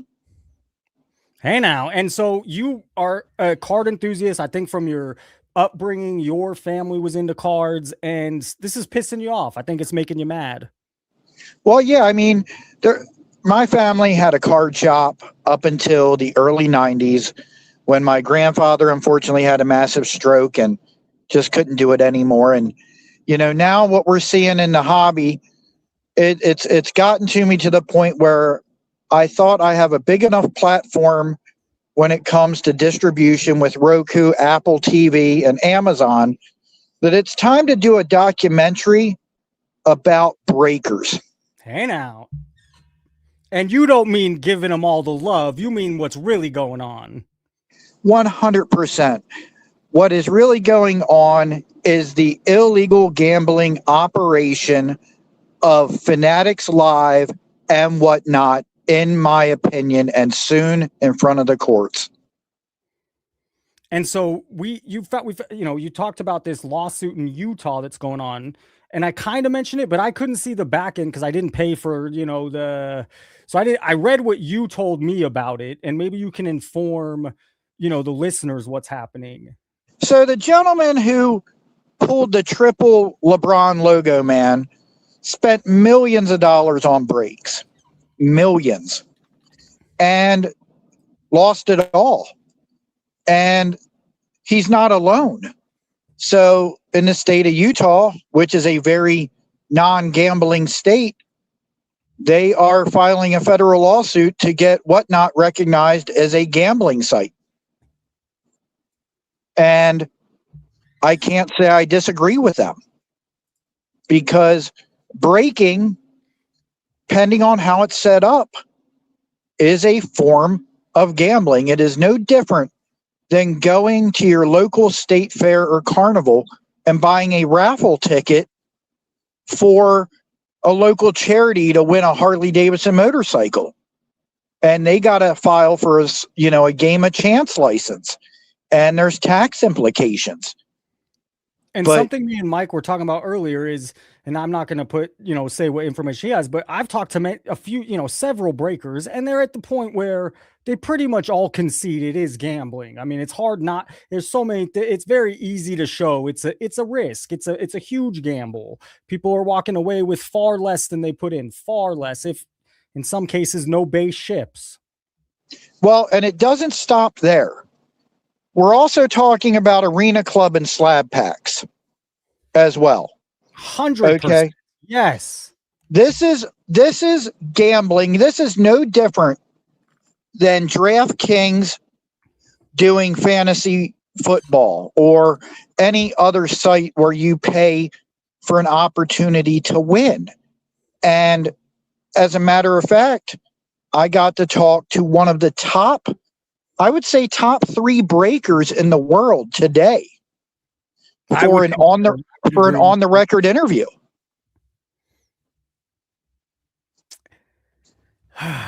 Hey, to everyone all the viewers, Mike, they're all pleased to hear this. And from what I understand from our talks before, Mike does have some, he can, if he wants to make a documentary on these breakers and the illegal gambling going on, I'm pretty sure Mike can do it. 100% I can do it. I mean, at the end of the day, I mean, they made it real easy to do this, to be quite honest with you. I mean, think about this. I'll just tell you who I talked to today. I talked to Steve, the owner of Filth Bomb Brakes. Hey now. Today. He was kind enough to let us record him today for an interview for the documentary, where he pulled back the curtain on, operational expenses, how much it takes to run an operation like that, how, they hire people, to be entertainers, because part of the, yeah. And so Steve pulled back the curtain, and, he even said that he thought that all the breakers that were participating on Fanatics Live were possibly already under their gambling site. And he said that on the record today. So wait, the breakers are all also listed on this Fanatics gambling site. That he's not sure, but he thought so. And so, but at the end of the day, he understands that people are buying and it's a risk. He's not denying that. Like I used the example with him of going to the fair and buying a raffle ticket. And, he said, well, if people are doing a team break, then odds are they're 100% going to hit their team. But when you got people paying, he used the example, $3,000 for a spot on a case of Breakers Delight Chrome basketball for Cooper Flag, when the case is $13,000 and you're paying $3,000 for Cooper Flag. For a player.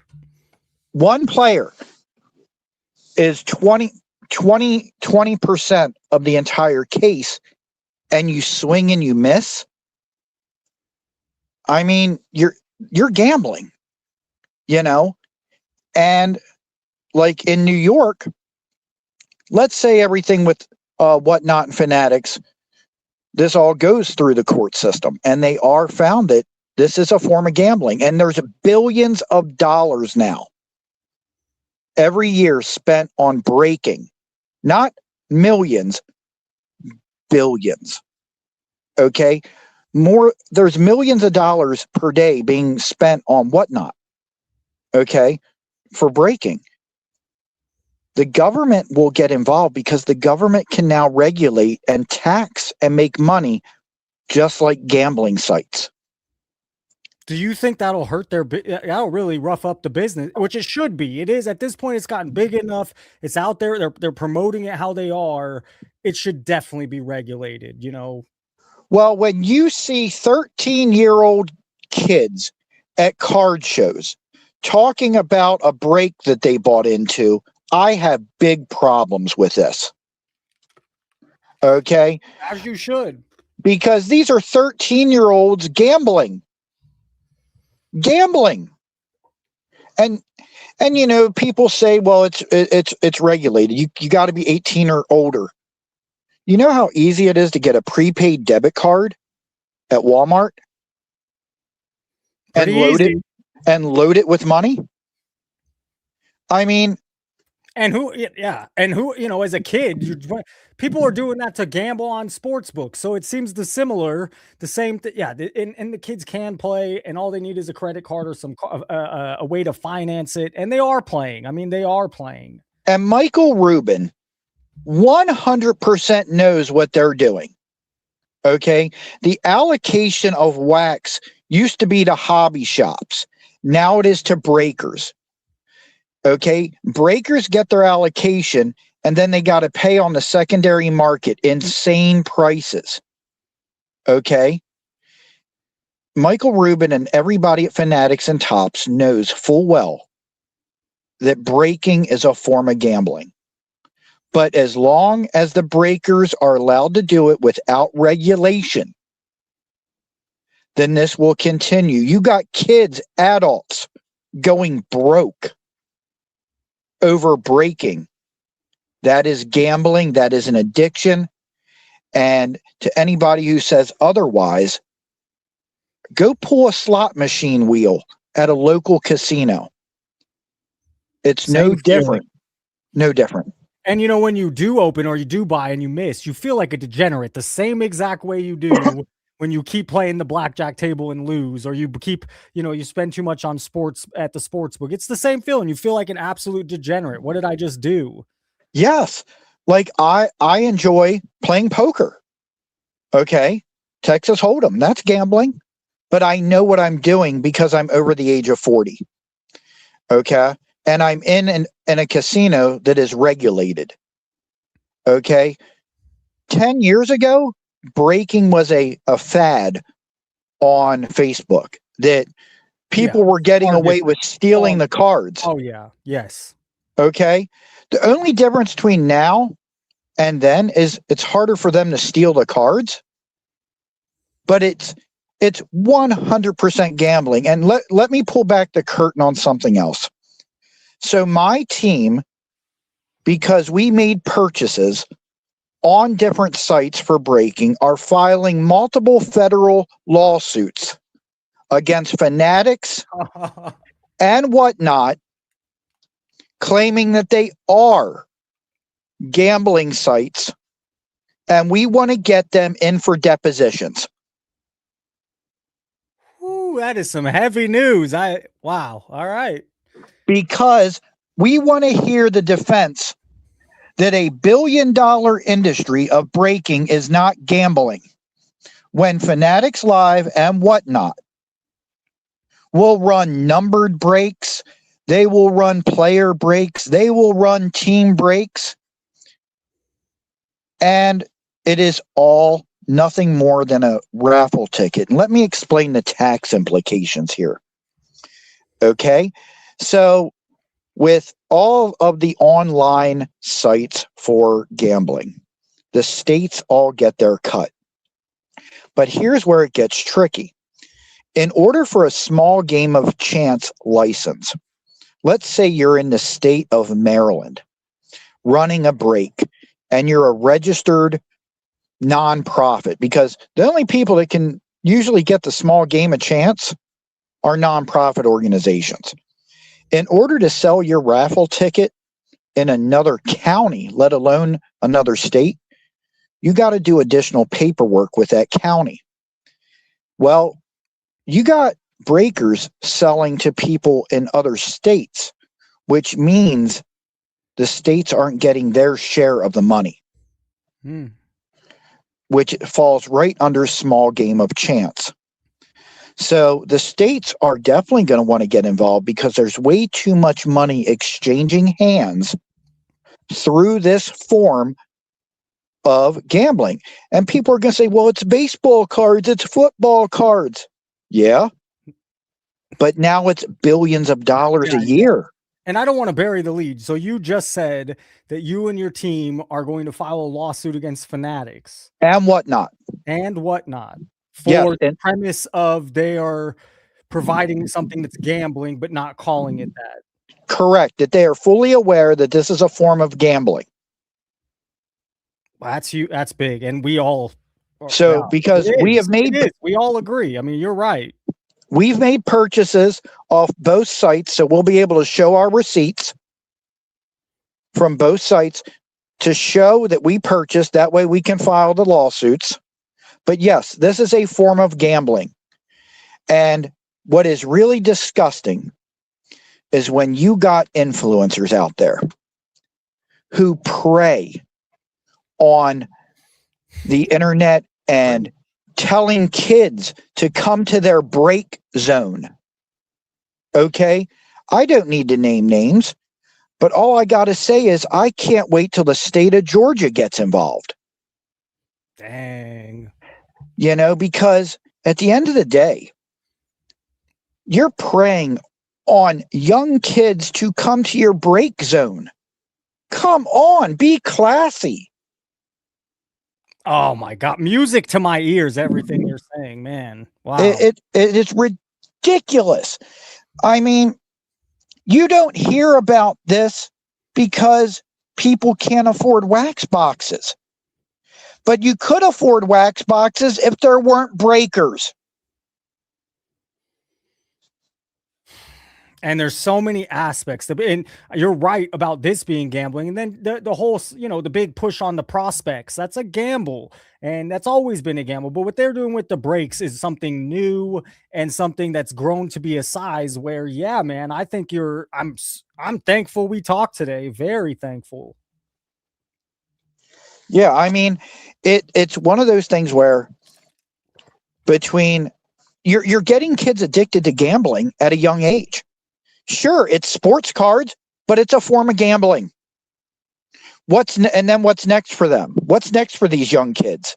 Are they going to go in school and start throwing dice up on the wall? Are they going to start making prop bets, at the 9th grade basketball game? I mean, and it's just not that's always gone on, but it's not the right thing for a big industry to do. And as you mentioned, it can be predatory a little bit.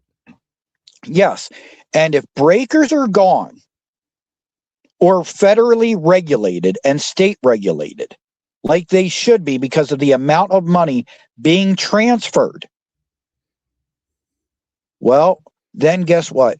We all get to go back to our hobby shops and we get to go buy a box of Prism for $300 because the breakers won't be driving the price up to then charge you $3,000 for the opportunity to get Cooper Flag.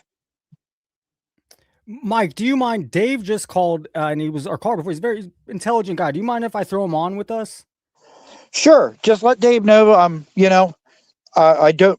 very peaceful. I'm not a argumentative guy. No, I think he's going to be on your side. He is completely on your side. Dave, how we doing?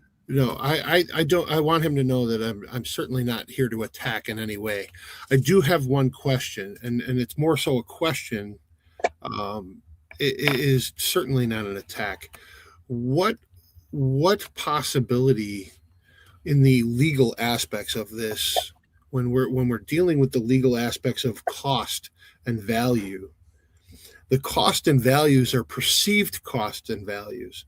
Yes, there's a price on a pack of cards that's being charged, but there's no true value placed until somebody offers something for the cards that are pulled from those packs. So in other words, right now, the pack is the value or the cost of the pack. It's once those cards are removed from that packaging that they have a perceived value, but those values aren't real until an actual offer and transfer of money and funds has been made. So is it really something that you can chase or is it not? And with that question, I'm out. All right. So that question there, so on perceived value, here's the thing. You have breakers setting the value of a team or a player. So, and then you have other breakers setting bounties for insane amount of numbers to drive people into their breaks to try and win a bounty on a card. So these breakers are making it real easy to show that it's gambling. The perceived value of a card. Now we're getting into a whole different area. I mean, we could talk about a perceived value for 2 days and still not get it right. And I'm real quick with Stukro, the perceived value is what the person that opens the pack is looking for. So the only reason you're buying into this slot machine is because there could be a jackpot in there. There is something that's so. Anyways, go ahead.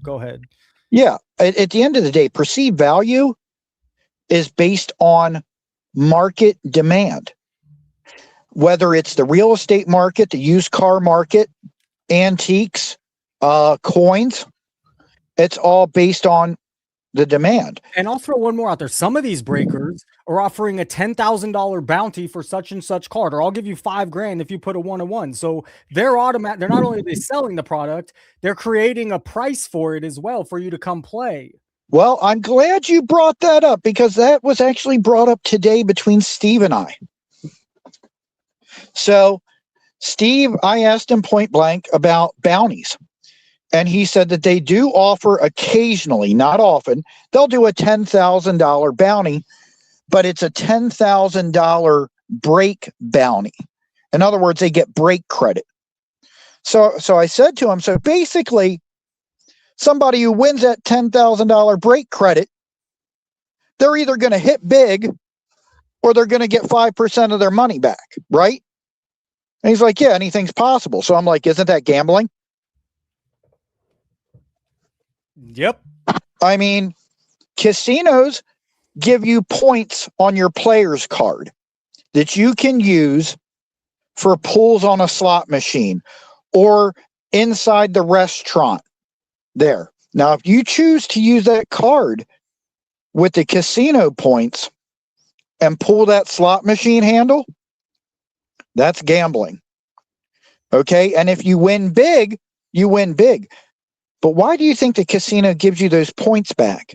Because they know you're not going to win. Oh. Okay. Or if you do win, they know the addiction in gambling is you throw it back. You know, you keep playing. And we also interviewed 3 individuals who got bounties for cards that they pulled in excess of over $25,000, where they collected $25,000 in cash for a card and returned it to whoever was offering the bounty. And I found out that these breakers and wax sellers didn't even give them a tax form. That sounds about right. So 25 grand. So a transaction that is over $600 requires IRS documentation. So why wouldn't you do something for $25,000? And I mean, think about it.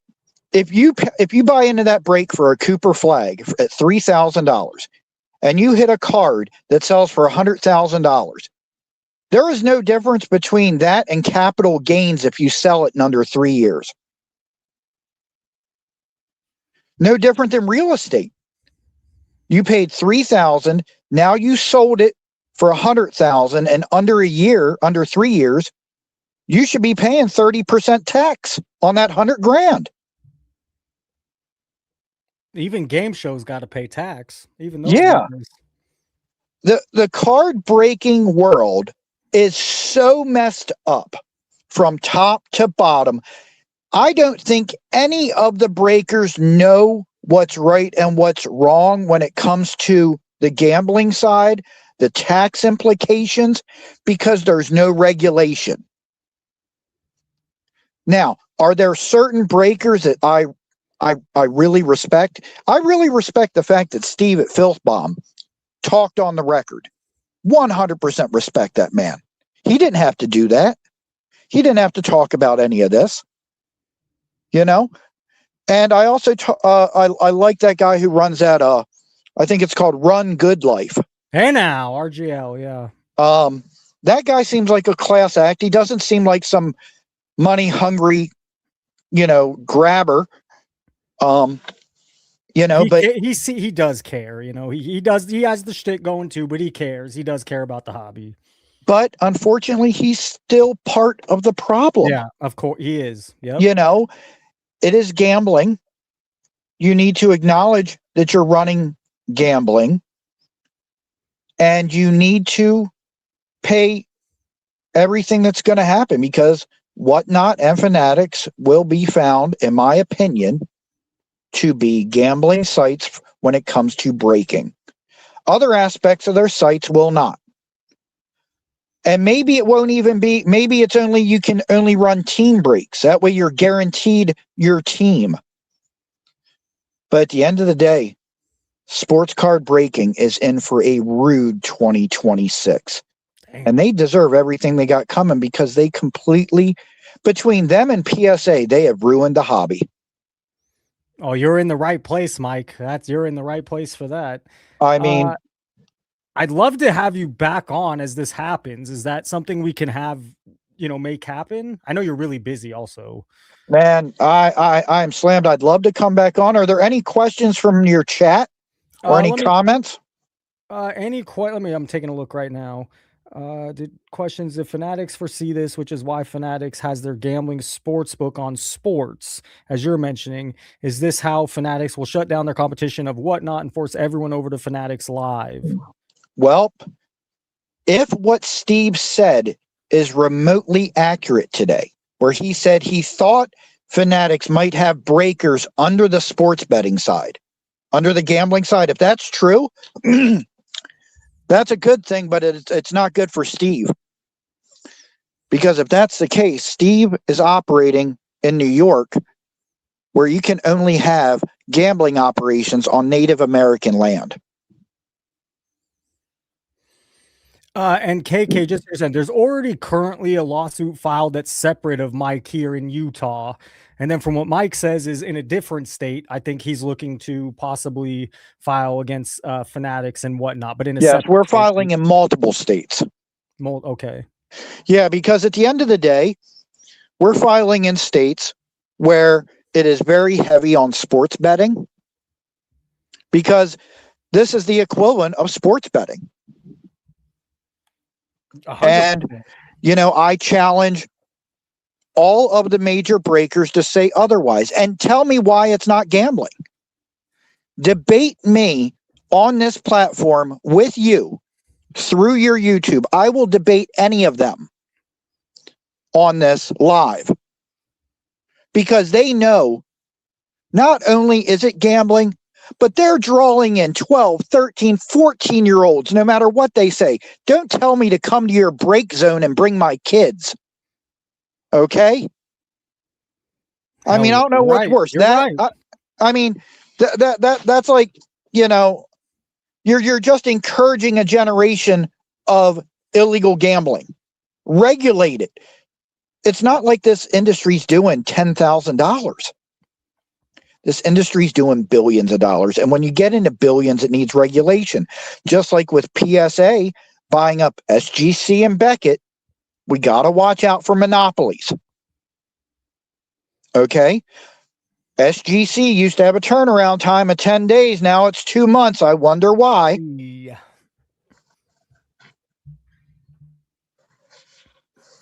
I mean, but I Mike, challenge. you unloaded. You really unloaded a lot on us here. Yeah, man. Well, it's all about, between you and Dave. My goodness, wow. It's all about loving the hobby. Like, really, I was raised in a generation where your parents took you to the card shop and you opened a pack of cards, where I could go in and get a pack of 89 Upper Deck for $3. Okay, with the chance at the time to pull Jerome Walton. Because we weren't, it was Jerome Walton we were looking for. It was Gary Sheffield. Ken Griffey Jr. right away wasn't the guy. And it was fun. Now, I can't even walk into a card shop and barely see a hobby box. They all have retail boxes that they bought from Target or online or Walmart or GameStop. This hobby is ruined because of Whatnot, Fanatics Live, and PSA, aka Collectors. Those three organizations have ruined the entire hobby, made it so expensive. But that's why these guys are breaking, because the money's good. So I don't hold it against the breaker. I hold it against there's no regulation. Mike, KK asked in the chat, Frank, if you throw that one back up, he said, if you're buying a card, where was that? No, it went away. Oh, here we go. Question. If you break in a state where it's illegal, but ship the cards to where it's illegal, he's put both out in a KK, you put illegal in both situations, but I'm assuming you're meaning one is legal and one is illegal. I this is the minutia. I don't know. But yeah. So I can answer that question. So let's say your breaker is legal because he has a small game of chance permit in the state of Illinois. Well, that means he can sell to anybody in his county or state, depending on his permit. Okay. And that permit also says the maximum value that somebody can purchase something for. Well, if he sells to Steve in Texas, if they don't have a license to sell in Texas, then they are breaking state and federal law, IRS tax laws, by selling outside their permitted area. It is no different than a small game of chance license for a nonprofit organization or a local fire hall that runs bingo. If you go to your local fire hall that does bingo, they have a small game of chance license because they run 50-50 raffles to try and get a better fire engine and more safe equipment for the men and women who volunteer. Oh, okay. I misunderstood. Got it. So at the end of the day, if a breaker, hypothetically, if they did have to, be registered as a small game of chance, there is layers of paperwork in order to sell outside of your permitted area. Hope that answers this question. Oh, you did great. I thought it did. And then also on the flip side, like you're saying with the guy Filthbaum, if you're in a state that you can't set up, if it's not gambling's not legal like California or sports gambling, how does that? Well, I think in California it's very similar. You need to be on it. There are a few that are not on a native, on Indian land, or native land, but overall you can't sports bet in California. Yeah, like Steve at Filthbaum, I asked him, what effect will this have on your business? And he said we would have to change our entire business model. He was so upfront and honest with me about everything. They're doing so well financially. At the end of the day, it needs regulation, and he knows this. He understands. At the end of the day, it's a great money grab for all involved. Okay.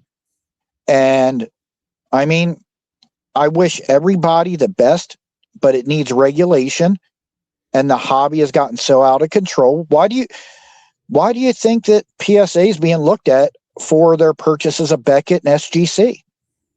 This is going to be the same thing. Utah, Maryland, and Pennsylvania were filing the suits. Wow. And big news. And I really want to hear these breakers defend themselves. Seriously. I especially want to hear the one who promotes for all the kids at the National to come to their break zone.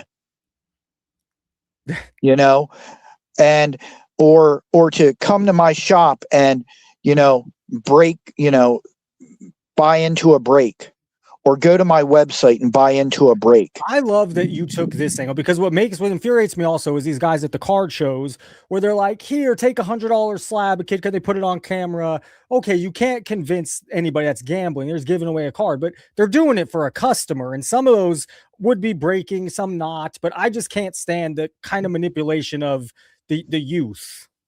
You're 100% doing it for the youth. You're teaching them what a break is, and you're teaching them gambling. Like, is that really a parent's job, is to teach kids how to gamble? No. We teach our kids to go to school, get an education, and go out and join the workforce. Go out and make something of yourself. Is the first task you really want to teach your kid is how to break the law? I'm just saying. I'm not saying people are bad parents, but come on now. I mean, stop being a grifter. Preach. That's right. Mike, you crushed it, and Dave as well. We would love to have you back on so we could get, hear more and some more updates at some point. I would love if I could talk to the gentleman from Run Good Life, and get his honest assessment. He's very honest. He should be open. I don't know about the legal thing, maybe not, but I would say he's a good one to talk to. He does not do a ton of lives. We're actually going to have him on a Monday coming up, but he doesn't do a lot of. I'll try to get you guys in contact. I don't know if it would happen on the live. Yeah, because I'd be interested in hearing his assessment of it being gambling, because he seems like the guy who would say yes or no and mean it. Yeah. Yeah. You know, and I think he leans towards, yes, it is. You know, I think we've had conversations. So these guys kind of know at this point that I feel like 2 or 3 years ago, it was people calling it gambling, and then the Ziggy Knows of the world, these other people pushing back. It's not gambling. At this point, everyone's conceded it is gambling. Yeah, like what it really annoys me is when you got breakers begging for people to buy into their break because for 40 minutes I didn't make a sale. Like, really? Oh, you're referring to somebody recently. I mean, you know, at the end of the day, oh my God, that son of a gun looked desperate. I mean, it was word that was in my head. Desperation. That's exactly what it was. It made me feel so good that people did not want to spend their hard or earned money for 40 minutes on a game of chance. You know, and that at a really high price where the average person can't be buying in anyways. It was a high price. Yeah, I mean, it's one of those things where it felt good. Now, mind you, is that person going to lose money? Sure, they probably are on that one specific break. But I mean, they got their YouTube revenue, they got their Facebook revenue, they got their Instagram revenue, you know, they got their other breaks. At the end of the day, it's called the cost of doing business. And if you aren't prepared to lose money, then you shouldn't be in any business, because you will. There will be times when you lose money, but it shouldn't be on gambling on sports cards. I mean, we love it. And by the way, Reef, it's good to see. I haven't seen you in a while. And then Michael Thurman messaged me so I can get you your stuff. But Mike, I don't even know how you laid out so many heavy things, and you're right on all of them. I mean, you're just right on all of them. IRS tax implications of IRS tax law, nonprofit is right up my alley. Studied it for 6 years before I got into the entertainment industry. And I'm telling you, this is gambling. I will debate any of your breakers live and only on your channel. I challenge any of you top 10 breakers, come on here and tell me why people aren't gambling when you run 7 different versions of a break and it's not gambling. I challenge you. Come on, let's debate. The professor will moderate, and let's see who wins and who hangs up on the live stream on YouTube, because I will crush all of you. Dang. All right. Hey, I think we need to leave it at that, Mike. I think you will. I will try my best to set that up, by the way. I will try my best to make that happen. A lot of love for Mike in the chat. Mike, you and Dave, thank you so much for giving us this information, and I'll definitely be in touch to get you back on, because we want updates. Yeah, and I just want to let everybody know I love the hobby. I don't hate the hobby. I love it at its core when it's pure and it's fun for the whole family and not for the top 1%. So at the end of the day, I'm not doing any of this because I hate it. I'm doing it because I want the people who are listening right now, who are 17, 18, 19, one day when you have kids and you're in your 40s, I want you to be able to take them to a local hobby shop. And I want you to buy a pack of cards with your kid like I did and enjoy the experience as a family and keep going and supporting that hobby shop. Because if we continue down this road with breakers, it will never happen again. You're right. You're right. And it's gone on long enough. Mike, I will definitely reach out to talk again. So I know you're super busy, but I hope we can chat again. Yeah, you know how to get a hold of me. Continued success. Congratulations on your subscribers. I know this is going to get chopped up. People are going to cut it into YouTube shorts. So let's hope they make sure they get it right, because if not, we're going to have to get some of these YouTube shorts taken down, because at least if they're going to quote us, do it correctly. Hey, you heard it from him. You heard it from him there. Do it correctly. Do it correctly. All right. Good night, everyone. Mike, thank you for the call. That was wrong button. Did that just happen? Did we just Mike, Dan, back to back. We had Dan come in, lay a foundation for 30 minutes, crushed it. And then we have Mike call in right after and just, what the hell just happened? I'm going to have, this is one of those shows I'm going to have to go process. I worked all day. I had 2 conversations that went left and right and up and down. I have a lot to process. So he is going to, from what I understand, he said, and we clarified, he's going to sue Fanatics and whatnot for providing gambling when it's not, it's illegal gambling is what they want to get it. It seems like his mission is to get this thing labeled as gambling, and it should be. And I love the angle he's taking. It's a real angle to not just be hearsay or this, or, oh God, I hate how they're marketing that, or, oh, that's kind of false. Like, he's taking a real way in making it happen. Red Blue Masters rated this whole time. We'll give him a couple minutes. What else? There is voice. You're funny. Chat has been on, by the way. I've been busy, but chat has been on fire. There's so many times I'm talking to someone listening to these guys, and I just look over and I laugh to myself because you guys are hilarious. Penny Sleeve Steve, who's never called in, he's normally in chat. He has a minute voicemail. So why don't we do his voicemail? We'll let Blue Red Master get on here for his, what he's got to say. Also, we need more voicemails. So thank you to both callers. I hope to have you on definitely again. I'd love to set up some sort of debate. The first, RGL is probably not going to come on to debate you. First guy that comes to my mind will be Gio, because he probably would, and maybe he even wouldn't. RGL doesn't do a lot of lives. We're lucky to get him one day for that. I'll try. I will try my best. 702-483-7344 for voicemails. If you're just tuning in, boy, did you miss 2 hours. Let's listen to Penny Sleeve Steve for 1 minute. He's always here. He said he couldn't make tonight's show. Hey, Prof, I'm sure it's going to be a hot show tonight. I can't join the live and bullshit with everybody, so just want to give my quick opinion on PSA. Okay, that's not Penny Sleeve Steve. That's definitely Kenny Effin. We'll let him go. That's Kenny Effin. Raising their prices and turnaround times again. Nat Turner, I've been saying this for years, is a lying piece of shit. Ryan Hoagie or Hoge, whatever that fucker's name is, he's a lying piece of shit. People got to realize it's time to stop grading with PSA. Unless you have something that's truly valuable, that's worth thousands of dollars, and you want to get it authenticated, that's fine.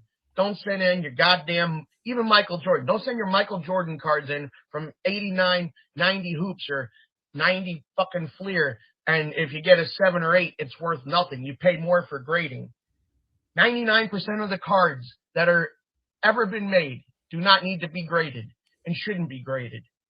If it's something truly valuable, grade it. Make your money if that's what you're into. Otherwise, top loader, penny sleeve, enjoy it. Peace. I'm out. Kenny Effin, one of your better calls. That was a good call, really good call, and it sparked a thought in me.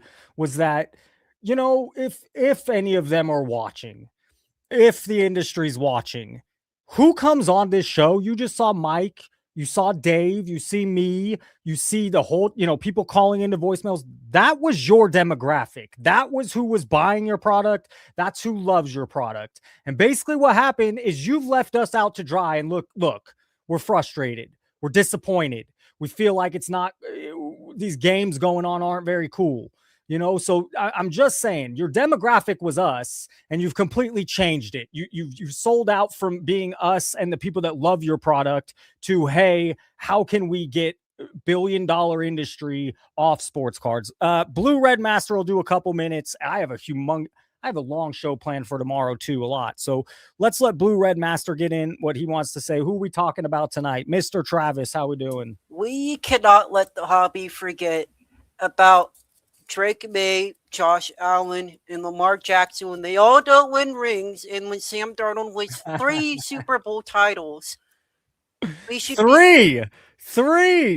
We should be collecting Sam Darnold rookie cards because he's going to be one of the only guys in modern football quarterbacks that should actually be worth more than all of those guys. Okay, Sam didn't look all that great Sunday, and that defensive line, wow. I mean, they just dominated. I tell you, man, like most of these quarterbacks that come in that are overhyped, guess what? Most of them don't win the Super Bowl because they're either overpaid which that happens a lot in sports. So if you see a big contract player, avoid buying that player. Blue Red, I'm going to highlight that. I have a whole little segment on certain cards. I'm going to highlight those blue metallic cards you showed me because they're cheap and they're fun and it's something somebody could collect. And I have more along that line, but thank you for showing me those. Congrats to your Seahawks, man. You won a Super Bowl. Yep, we sure did.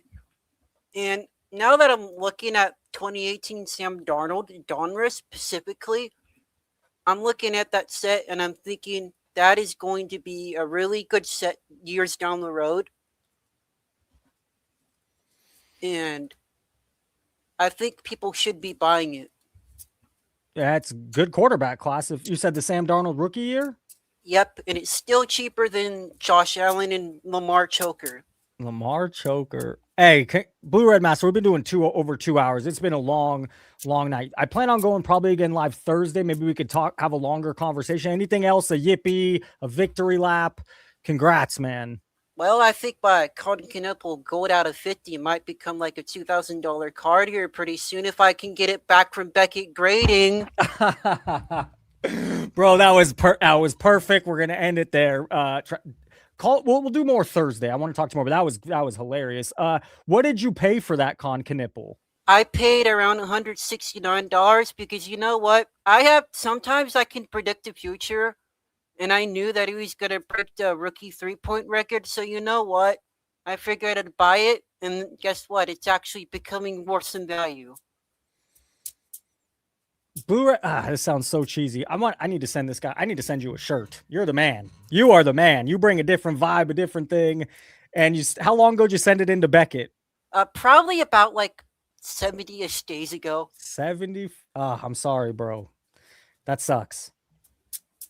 He did break. Hey, by the way, you came on the show a couple months ago and said, and it was pretty, by the numbers, it looked like it. But you're like, Con Knuppel's going to break Steph Curry's all-time, the 3-point rookie record. And I think he already broke it. Or he's very close. By the way, right now, what Fernando Mendoza cards are you looking to buy right now? Don't tease me. Let's draft him first. You tell me. We'll end it here. What Fernando Mendoza cards should I be looking to pick up? I think right now there are some pretty cheap options. If you want an autograph, there's like a $300 Leaf autograph. And then there's like a Sapphire Ice for like $60. I want a pro. I'm going to wait till pro cards come out. I want my Raiders on that card. Yeah, that's completely understandable. Hey, we all appreciate you. You've won us all over. You're a great vibe change. You know what you're talking about. Hey, and congrats. I have not won a Super Bowl. I was born in 85. The Raiders won right around then. I've been to one in my lifetime. And here you are. What, you got 3 now? Congrats, bro. That's really neat. That's really cool. But yeah, Cooper Flag is just going to fade over time like Mike Trout. Oh, get out of here. No, you're the best. You are the best. On that, we'll leave him. Cooper Flag, he's got that itch. He's not satisfied. He's not satisfied. He's going to keep getting better and better and better. He's 19 years old. Look at Cade Cunningham. That's my bad. I thought Cade was going to be really good. I got a card stolen from me. The only card ever. Front row card show. It's my own fault. Don't do this. Here's a little lesson. I brought 7 slabs and 1 raw card. And so I hand them over to the dealer, all 8 cards, the 7 slabs and the 1 raw. And by the time I got back into my box and looked over everything, that 1 card was gone. And maybe it didn't get stolen. Sure, I know the exact time and dealer I think it happened. Maybe it was misplaced. Maybe it was forgotten on a counter. I don't think so. But it was a Cade Cunningham, some shiny thing, because I thought I really believed in Cade. And look what he's doing now. So I'm not saying Cooper Flag will be Cade Cunningham, but nah, bro, there's a reason there's all the hype. He's coming. He's looked good. He doesn't have the pieces around him. Now, here's where I will give Blue Red Master a fair share.